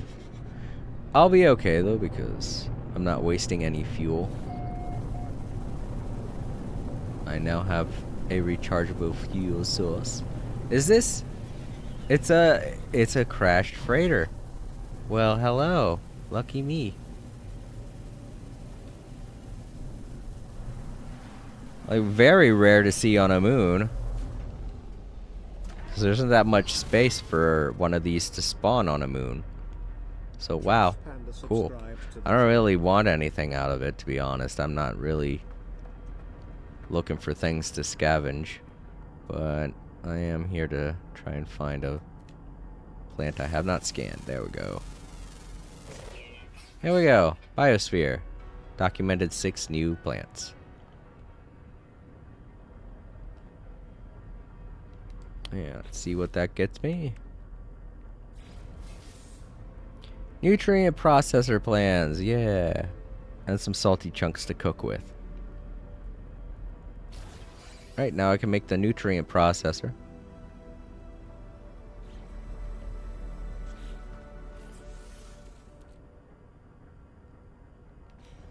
Next one is never look back. Leave the initial star system for the first time. Okay. I'm gonna need to make a warp cell. For that we need... Oh, we already got them. Oh, did I get them from... Oh, no, this is just telling me what plant I need to use. Okay, I was about to say I know I don't have antimatter. But yeah, for antimatter we need chromatic metal, and chromatic metal is a pain in the butt to get, but I'll show you guys how to make it, don't worry. So first we need to find some copper or some kind of rare metal, and to do that we need to look for these types of icons. That's phosphorus. It does not count. Phosphorus is not a rare metal. Quartzite is not one either.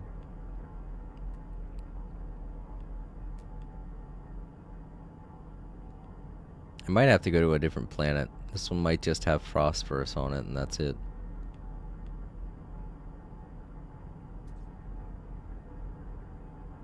Wait, is you know what? Quartzite's new. Maybe that is a rare metal, and I just don't know it yet because I haven't seen it that often. Well, let's see what happens when I put it into the refiner.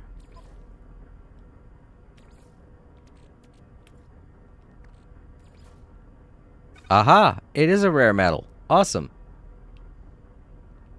I'm glad I collected some then. Technology recharge. Oh, it's a very rare metal. It comes out, it produces twice the amount of chromatic metal. So for every single quartzite that I have, I will get twice the amount of chromatic metal. That's good to know.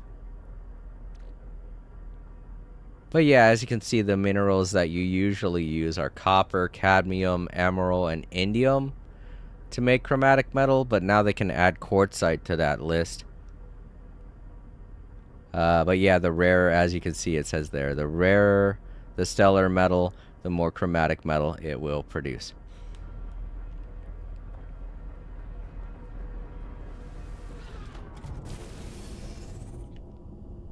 Okay, so let's go ahead and make that antimatter. And now we can make the warp cell. Now we can take the warp cell and put it into our warp drive, or hyperdrive. Technology recharge. And now we can jump to another star system. Interstellar travel. And did that unlock it, or do we have to jump first? Yeah, we have to jump first. Okay.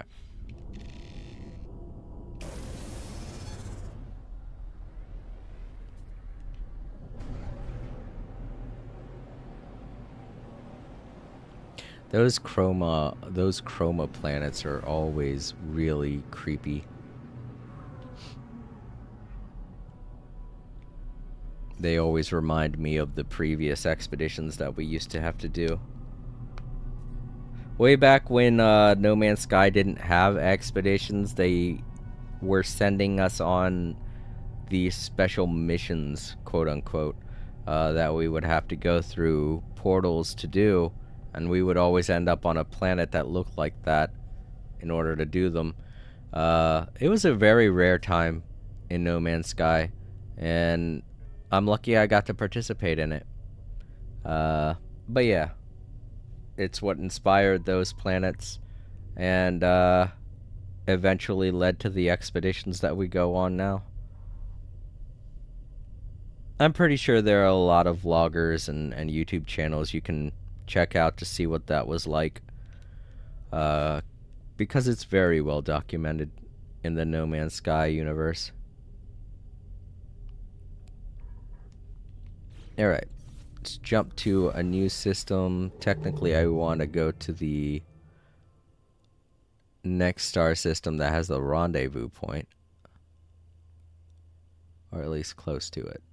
That should be it up there, pretty sure.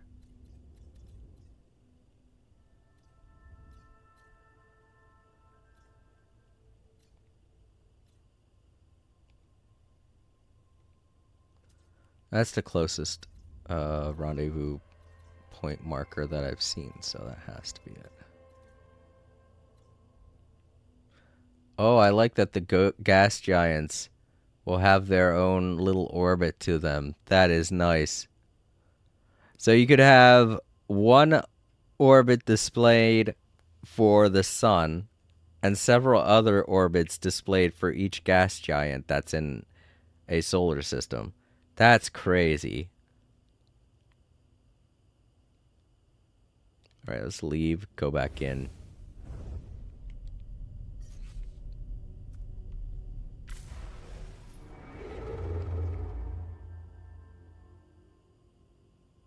All right, so that planet, or that solar system right there, is the next one we should head to.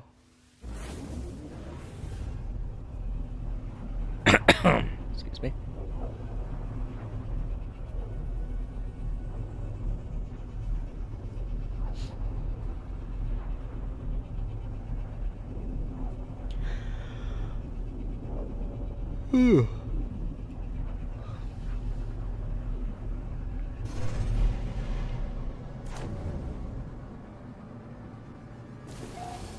Alright, so the first thing I like to do when I head into a new star system is to go to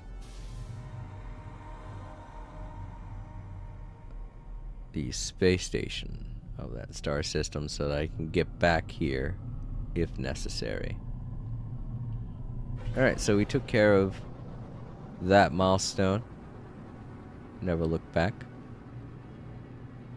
I love the name of that milestone because it also works with the song that I have on my playlist. It would have been cool if I was listening to that, but oh well.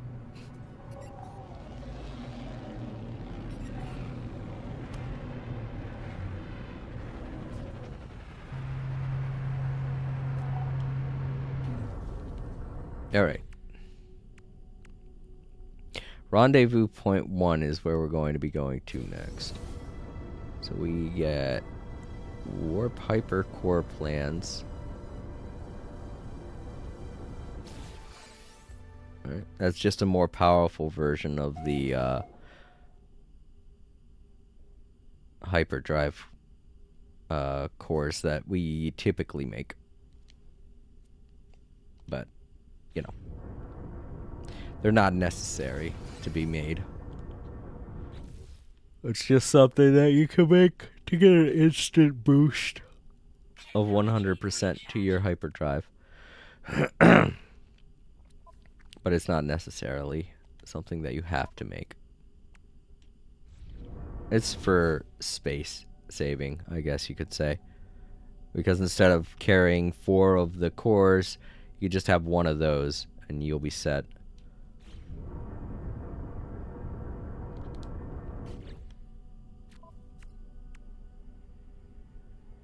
Reach the first rendezvous point.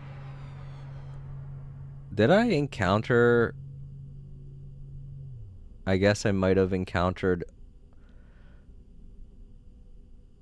a derelict freighter while I was out there. Oh well.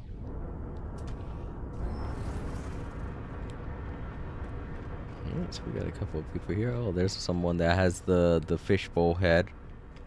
Oh, and there's someone that's experiencing a problem. Oh goodness, my friend, I'm sorry. I wish I could help you.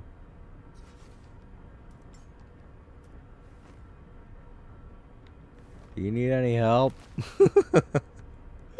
You good?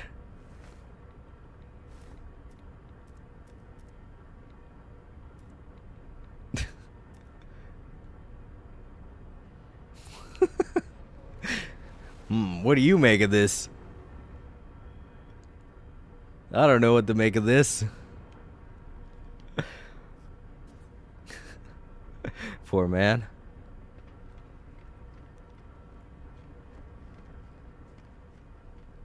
Looks a little goofy too. Like,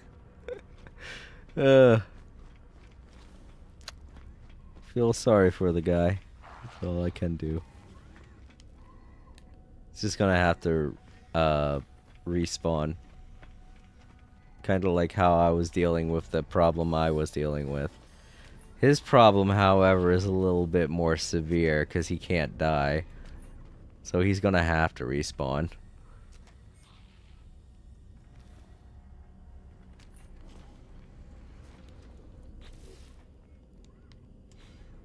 Alright. Let's get back in my baller hauler. And head out to space.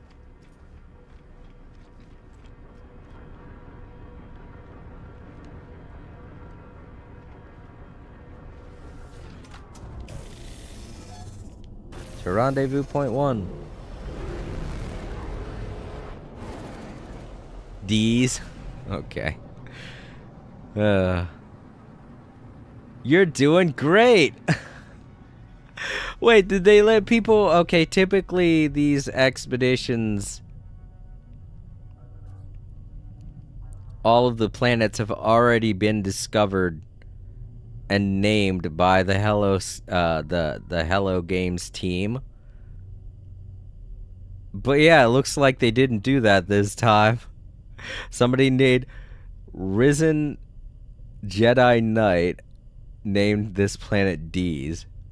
And this person named this planet You're Doing Great. Awesome. I want to find other planets. I want to see what the other names are. I don't think I'm going to find one. I think that's D's again, yeah. I think there are only... No, there's another one. There's another one. Dusty Burn Majoris. I have this weird feeling a lot of these people were just scrambling to try and figure out what to name the planet before anyone else named it. Alright, well, I think that's it. I think there are only 3 planets in the solar system. Yeah, my heads-up display, my little display down there is showing there's only 3 planets. Oh no, there's more. You know what? I don't even have to do that. I could just go into discoveries, can't I? Yes. Dusty Burn Majoris. Frosty Cold Miner. Oh god. Frosty Cold Miner. Oh, this Royal Lobber. They were able to discover 2 planets. 3. Emma's Major. Goth Stuff Prime. You know, the funny thing is if this person wanted to, they could rename these planets also. Goth Stuff Prime.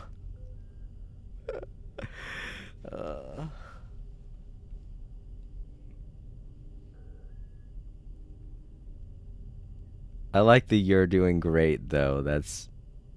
It's the first planet that you see when you enter here. So that person's... It's like they're trying to cheer us up.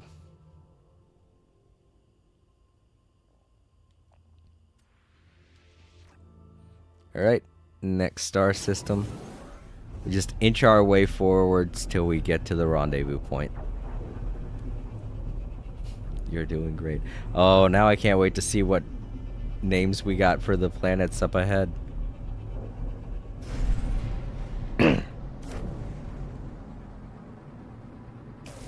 Oh my god, and the systems. The Meow system. Discovered by Little Peggy. Ugh. Oh boy. Okay, so this just adds another layer of hilariousness to this expedition. Oh, there's only 2 of them. Sad face. Pablo. And Tafold's the... Oh, that's a default name. Kamaru HK. You can rename this planet. You can rename it something funny. Please do so. Don't leave it as default. That's sad. Hello Games was nice enough to allow us to name these places for this expedition specifically. And you're not going to take advantage of that? Come on. If I could have, I definitely would have. Willow Pillow.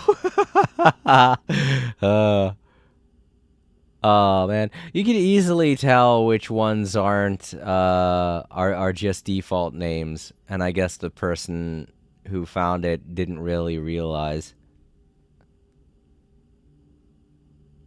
But that one definitely knew. Willow Pillow. All of these are called Unknown Planet too, I just realized.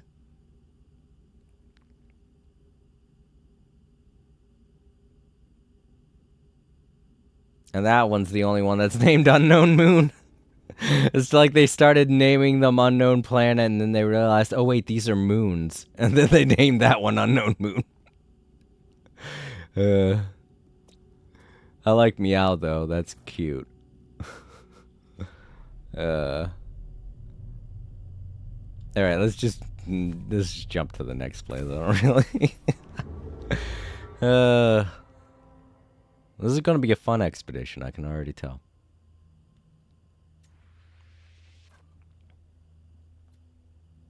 Another person that went with the default system. Oh well, let's check out the planets.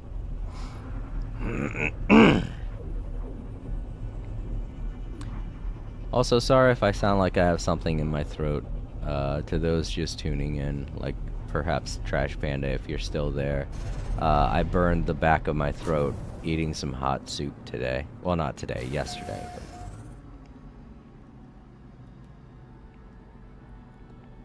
it's been annoying. It wasn't really hot soup either. It was stew, some beef stew. I'm wrong system. Pizza, Gusto, and Meatball. What is it with naming these places food? There's someone out there. There are people out there that play No Man's Sky just to name these planets after food.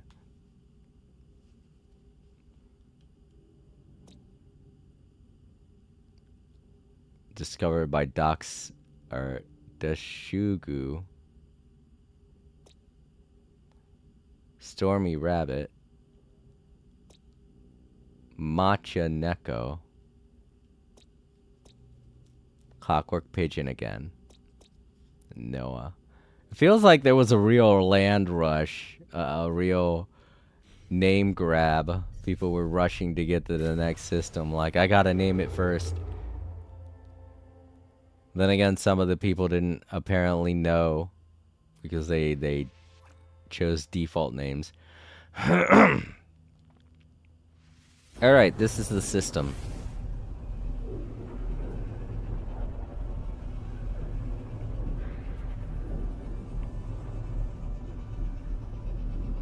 The rendezvous system.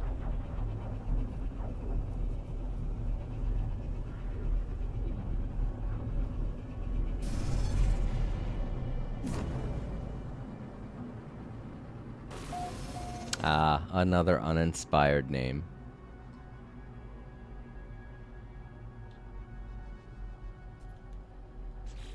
Ah, all of these are uninspired. Dang it. Oh, well, this one isn't. No. I think that one, yeah, that one's by Hello Games. Hello Games discovered all of these. Hello Games will typically leave the names as default. You know, unless they're doing something particular, like how they did with the,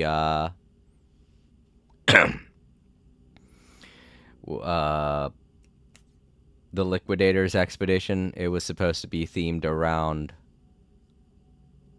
Starship Troopers, so a bunch of their planets they named after, the planets from Starship Troopers.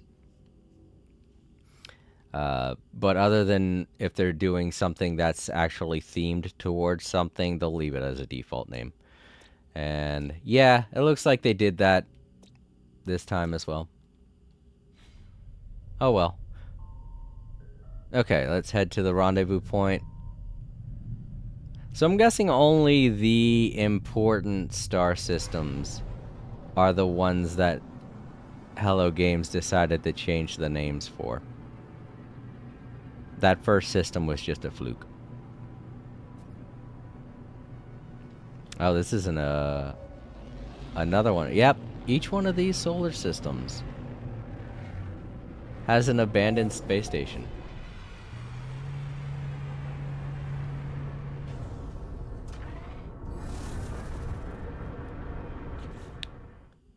Very interesting tell. Alright, so the rendezvous point is on what planet? We have enough left over for one more jump. Sweet.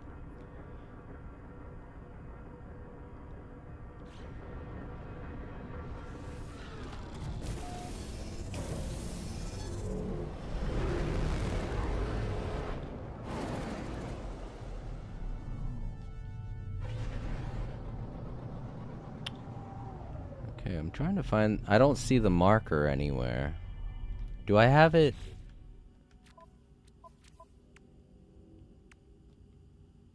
I do. Oh, there it is. No, that's just the bottom. Yeah, there it is. It's on there now. That's odd. I thought I had it. Oh, well, maybe I didn't have it highlighted before. Alright, rendezvous point 1. Let's see what it is. Watch it be a portal. It's gonna ruin everything. I hate it when they make portals a necessity. Because when they do that, there are always trolls that love to troll the portals in No Man's Sky.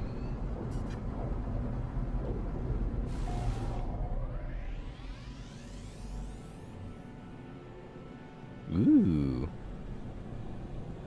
Nice grassy plains. I'm happy it's a nice planet for once. Yeah, it's a paradise planet. Nice. Good. Makes me happy. I typically get annoyed when they have when they sometimes have the planets be super dangerous the first go around, you know. I understand for like later phases of an expedition how the planets are going to get more difficult. But when you're first starting out, you don't want to deal with that kind of hassle, you know? Superheated drizzle. Oh, okay, so it has bad storms, but that's no big deal. Alright. Rendezvous point is over here, I think. Oh boy, it's far. It's really far away. But, okay, no, we can't really decide. So it's somewhere over in this direction, just not as close as you would think. But yeah, like I said, at least it's a paradise planet. And its only downside is the occasional heated rain. Oh, cool. They even gave them different colors now. That's... See, they're trying. They're like, you know what? Let's try and make the hazardous plants different in some way. Whatever way we can. Just change their color, change their size. We can't do much, but that's something.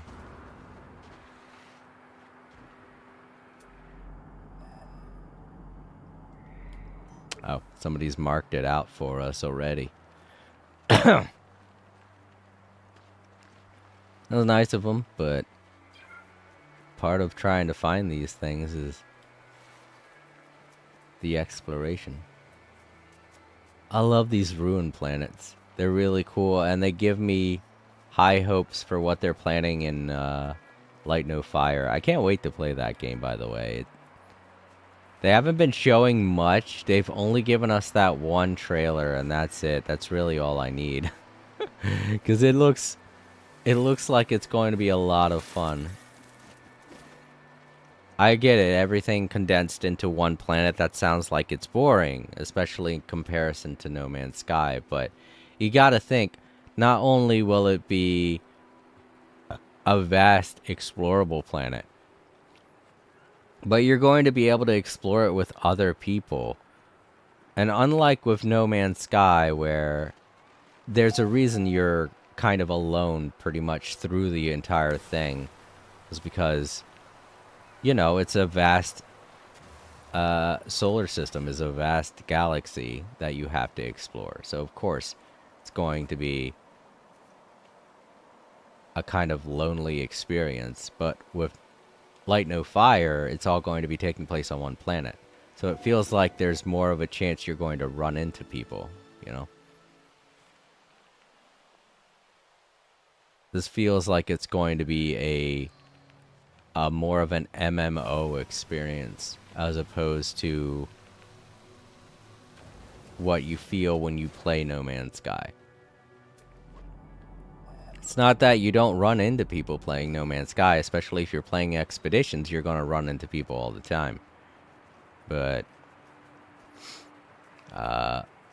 when you're doing your own thing, when you're off exploring the galaxy in your own way, it can feel pretty lonely. And I don't mind that. I play a lot of solo games. Ooh. Ooh, look at that little guy. Wait. Is that a little guy? It is. It's a fish. I can't scan it. Is it a... Yeah. Aw, man, that's just a decoration, I guess. That's just, like, background stuff. But still, it's pretty neat. See a little floating fish everywhere. Cute.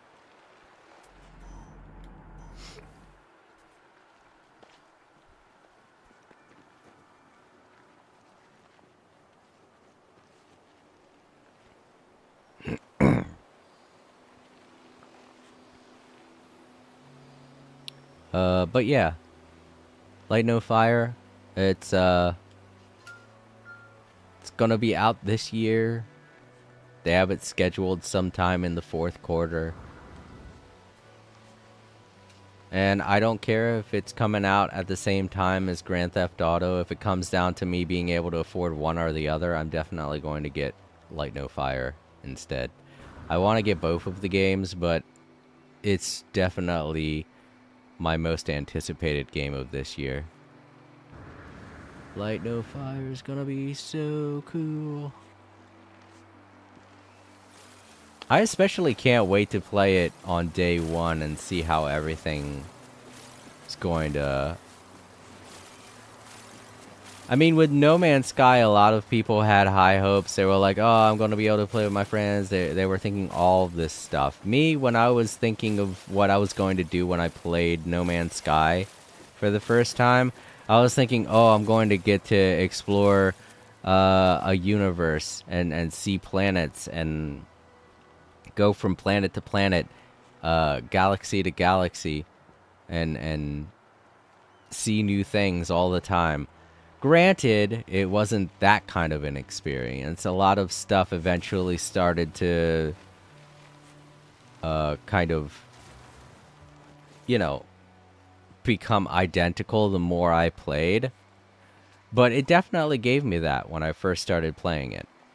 And I guess that's why I continued with No Man's Sky the way I was, because unlike a lot of other people, I was expecting a different type of experience.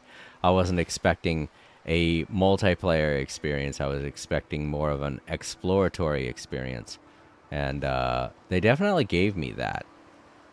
Not to the level that I wanted, but it was enough to satiate me and keep me coming back, because I was like, all right, cool. They did what I wanted them to do, and now I just gotta wait for them to give me more of what I want. And they did, and they kept doing it, as well as satisfying all of those that wanted even more. And that's why I have absolutely no problem with getting Light No Fire,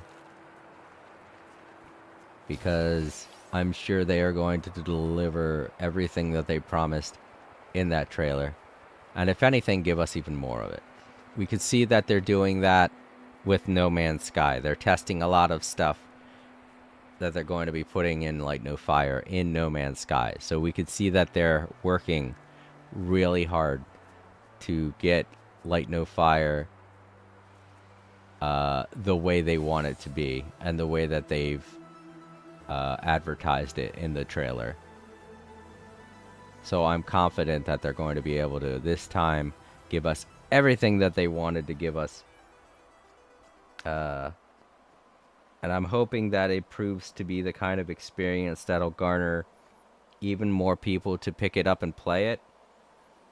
Because I know that a lot of people decided not to pick up and play No Man's Sky because they felt the betrayal that a lot of people were having. The initial players were having. They saw that and they said, alright, I'm not picking it up then. If these people are upset with it and they got it day one, then it doesn't feel like it's something I should get. But Light No Fire, definitely no excuse for the same thing to happen.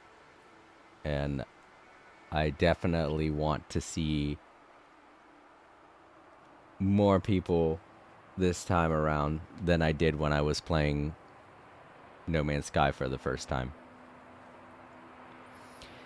So yeah, if I start playing Light No Fire and there's a whole group of people that I end up running into, that'll excite me. I'll be like, holy shit. I'll be like, yo, actual other players immediately. And if it happens day one, that's just even better, you know? I'm not saying it will. They haven't really given us the idea that that's going to happen from the trailer that they showed us. But it's a great source of anticipation for getting the game, at least for me. All right. So I pop this off. Is that going to wait, is this the rendezvous point? I just assumed.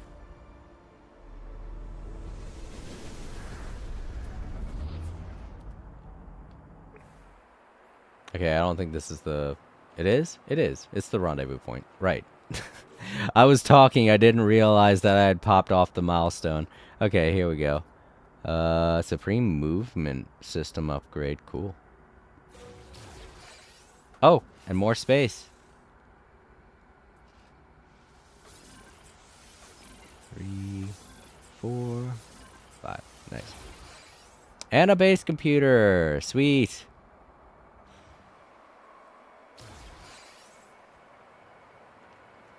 Now I can make bases.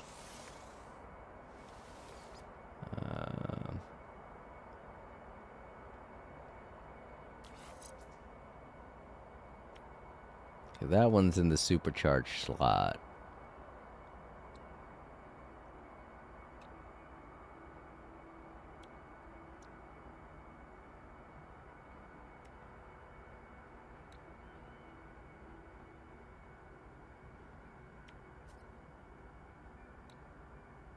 I feel like that one would be more beneficial. 73, yeah.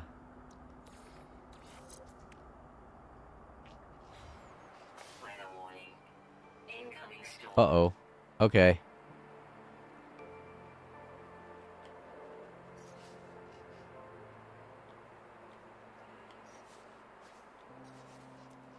Whoa, whoa, whoa. Might want to go to that minor settlement that it pointed out to me. There it is. Let's head on over there.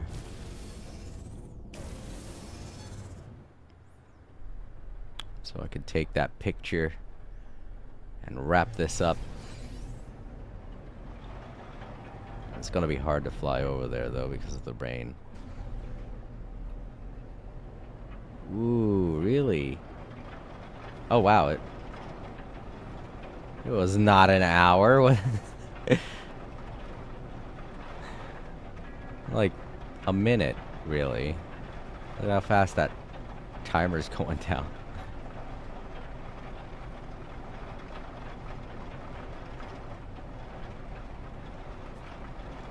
No, it's just adjusting. Okay, now it's like 28 minutes. Screw that. I'm going into space and zooming on over there.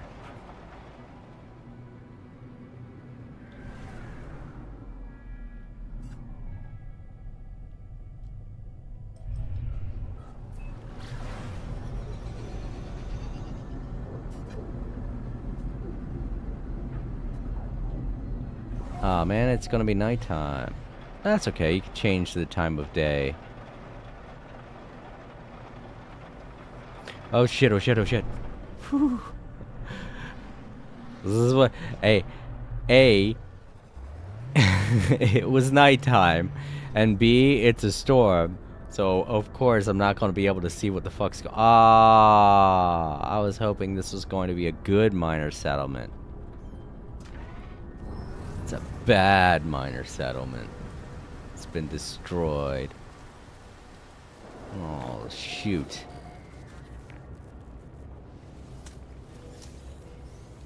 This isn't going to yield a nice picture. I was gonna like take a little picture next to some of the NPCs in here, but nope. Ooh boy. Ooh. No, this don't look good. It's B. Mine's C, right? Yeah. Oh, I can't afford it. Never mind. Why the hell? I hate it when you can find a weapon, but you have to buy it. I'm like, what? Why? Whoa. That was weird. I could drain that thing 3 times? Really? Oh, I could sit in this? Huh. Typically, you don't find furniture that you could sit on in,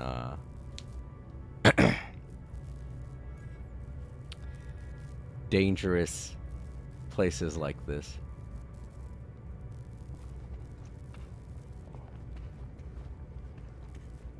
Then again, these types of damaged minor settlements are new. The Liquidators update is the one that brought them about, so I'm still getting used to them.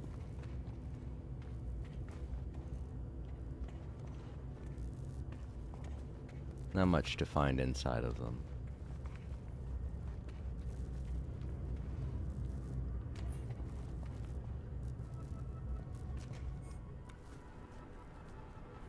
Alright, so the storm's gone.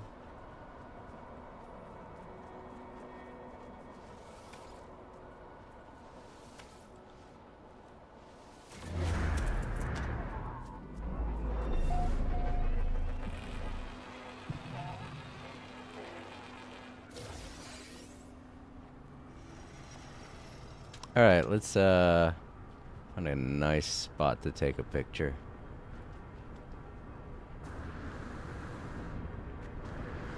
This might not be the nice settlement I thought it was going to be, but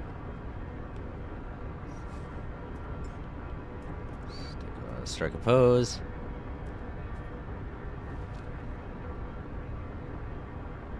Alright, and enter camera mode.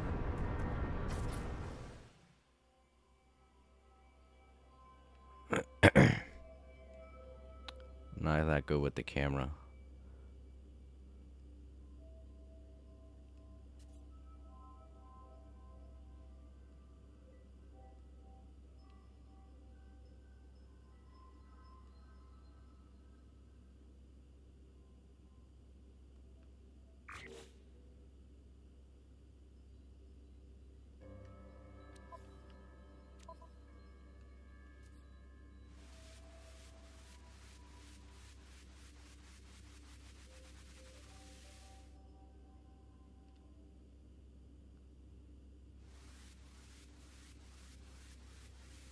Okay.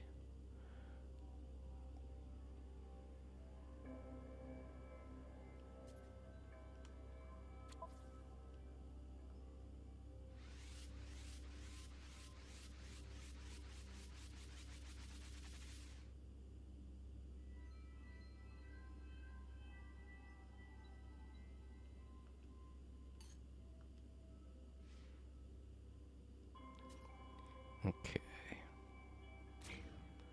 Hide menu. Alright.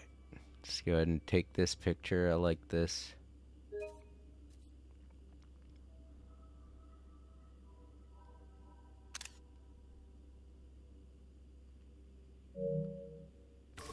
There we go. The Chronicle 1 complete. Expedition Phase 1 complete. So that'll be a nice thumbnail. Let's collect. Did I pop this off already? Yeah, I did. There we go. Got nanites, quicksilver. That's nice. Powerful life support upgrade system and a supreme upgrade system. That's cool. Alright, telling me where to spend nanites and quicksilver. Alright,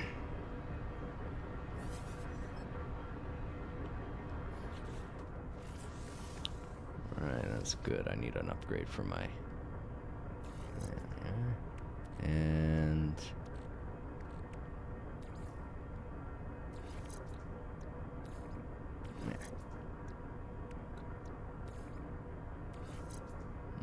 Nope, I didn't think those two worked together.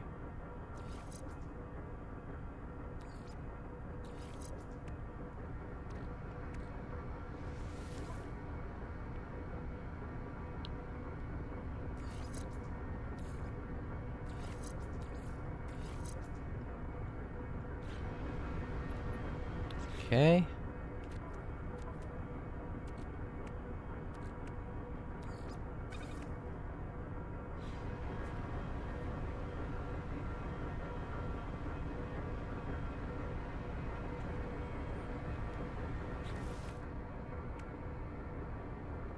And the phase 1 reward. Gas giant poster, depth warning poster, and cartographer's chart plans. Nice. 3 posters. Always fun little decorations.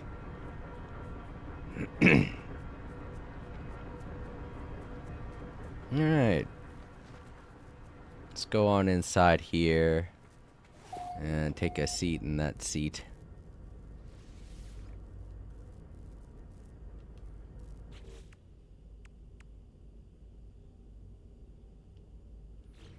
You know what, I should save. Probably should have thought of that.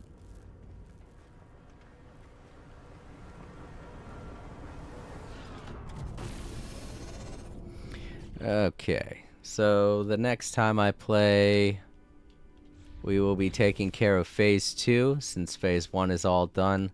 Escape from Titan, Ignition, Children of Giants, Biosphere, Never Look Back, Rendezvous Point 1, and the Chronicles 1 have all been taken care of. And out of all of these, I would say Children of Giants was the most difficult because, I hate to say this, but a lot of planets, they tend to look alike from far away. You gotta get really close up to them in order to really tell whether or not they're different from one another. And B, kind of getting around that massive gas planet can be difficult because you can get stuck in it. Its atmosphere is kind of, I don't know how to describe it, thick. So it can be a learning curve if you're not used to something like that. If you've been playing this game for a while and you're like, why ain't I moving? That's probably why you're going to have to pulse away from the planet instead of using your regular thrusters. But it's not the end of the world. It's not the worst thing to try and do. So yeah, not a very difficult phase. That's understandable. It's the first one. It's not going to be hard. And this is a brand new update that has a lot of new stuff to show us. So they want us to ease our way into it. And along the way, you might end up picking up a couple other milestones like I did. Such as the Stone and Fire and Winds of Change milestones. They were a bit of a mistake, but I got them done. Okay, so the next time I play, we're going to be handling Phase 2. Bottled Lightning, Divergent Evolution, Field Logistics, Mio in a Can, Stone and Fire, By Sky and Sea, Rendezvous Point 2, and the Chronicles 2. Oh, cool. We get to take pictures at the end of each one. That's awesome. I can have a new thumbnail for each. Alright. So, out of all of these, which one do I think will be the most difficult? Install Starship Aquajets. Ah. See, this is another one that I might have accidentally done. I can't really say, to be honest. This one's undoubtedly going to be the most difficult because these storm crystals are a bit of a pain to locate. It's not an issue of finding the planet, it's an issue of whether or not a storm's going to be brewing when you get down to the planet. You know, this could be a long wait. And sometimes you just don't like waiting. So while I'm doing that, I guess I'll take care of this. I'll take care of this while I'm doing that. So, gotta discover 9 creatures. So yeah, we find a storm planet, a planet that has storms. We land on that planet, we venture around scanning monsters, and if a storm pops up, we'll grab ourselves some storm crystals. You know? But yeah, that's my prediction for the next time I play. Might be a longer stream than this one, that's for sure, but who knows, really. With these expeditions, we can never really say what's going to be difficult and what isn't. Those are just my predictions for next time. Alright, so let's head on back to the main title screen.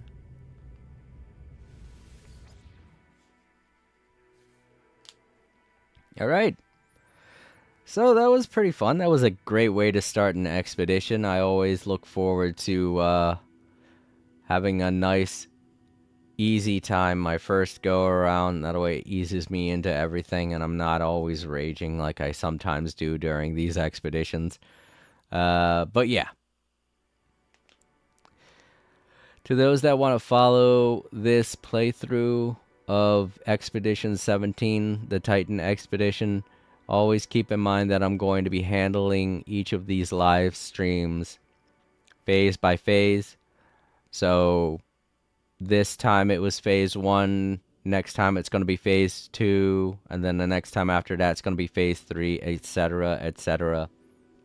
I feel like that's a good way for those looking for a nice simple walkthrough to get a good idea of how it is they can easily get through the expedition by following a guide or following the guide that's in the game. I don't like to jump the gun. Sometimes it happens accidentally, but you know, you can't help that. But yeah, that's just my method for live streaming these expeditions. If you like it, make sure you leave a comment down below letting me know that you enjoy the way that I handle these expeditions. If that's the case, I'm just going to keep doing what I do, you know? And if you don't, then let me know. You would like to see me kind of speed run these, do them as fast as I can, pop off as many milestones as I can, or maybe give an idea of how it is you can get certain milestones early. I do it accidentally, but there are definitely ways that I can do it that I can deliberately do. Like I can look ahead of time and see what it is that I can take care of and then take care of it right then and there. So if you would rather see me do that, let me know. I'm always okay with changing the way I do stuff in my No Man's Sky playthroughs. They're still rather new. I started them up last year. Before this, I was not a No Man's Sky streamer, so I take any and all feedback. It's all constructive criticism to me, and I enjoy that, you know? Alright, so that does it for another day of All Creator Live. If you're watching in the archives, don't forget to leave a comment down below, like the video, share the video, and subscribe if you haven't already. I would like to thank Moonlit Ghost for stopping by and hanging out for as long as you did. It was good seeing you again, and thank you so much for your kind words. They really mean a lot. And to Trash Panda, I don't know if you left or not, but if you are still there, thank you so much for being here. It was really good having you here. And for any and all of the tips that you gave me, I am very much appreciative. I very much appreciate any and all tips that you give me. It's very useful. And I realize there are a lot more people who are experienced with this expedition than I am, since this is my first time playing this particular expedition. It is all a new experience for me, you know? So thanks, Trash Panda. I hope you have a great night. Okay. Speaking of which, I'm going to be heading out. Going to get some sleep. And as far as what it is I'm going to be streaming next time, that'll be Genshin Impact. And that will be Monday. If it is a question on your mind as to what it is I'm going to be streaming and when it is I'm going to be streaming, you can always check the post tab over on YouTube. I always keep that up to date. And to those looking to watch my videos in archive form, if you're watching on Twitch, please remember that come April 19th, YouTube will be my go-to place for all of my archive videos. They are about to do a purge over on Twitch, and when they do that, all of my archive videos will be gone. I will be attempting to save as many of them as I can up until that point. But if you're looking for older videos of mine, or you want to see videos that I've done in the past, you have to go and check them out over on YouTube. If you're wondering what that YouTube channel is called, it's called The All Creator Live Archives. If you look that up, you should be able to see my channel. Make sure to subscribe, and I always try to post something there every Monday through Thursday, same time as when it is I stream over here on Twitch. But yeah, on April 19th, my Twitch channel will be exclusively for live streams and live streams only. I really wish there was some way for me to save videos on Twitch, but that's not going to be a thing for Twitch anymore. They're not going to make that a plausibility. Videos will no longer be archived on Twitch in any way, shape, or form other than the VODs. But even then, the VODs can only last a certain amount of time. I think the latest they last is about 3 months. So, yeah, archive videos from now on are going to be on YouTube. And it's not just me that this is happening to. It's going to be happening to pretty much anyone that streams on Twitch. So, yeah. And if you want to, you can subscribe to both my YouTube and Twitch. You know, that way you get the best of both worlds. If you enjoy the content that I make on Twitch, then you can always catch up with the latest things that I've been doing by hanging out on YouTube and watching the videos that I post over there in the live tab. Yep. With all of that out of the way, all of that said and done, I'm going to get to bed. I hope you all can get to bed as well, and I hope you all sleep easy. I'm going to snack on something before I hit the hay. But, yeah. That's all I got to say. Y'all have a great day or night, and I will talk to y'all later. Good night, everybody.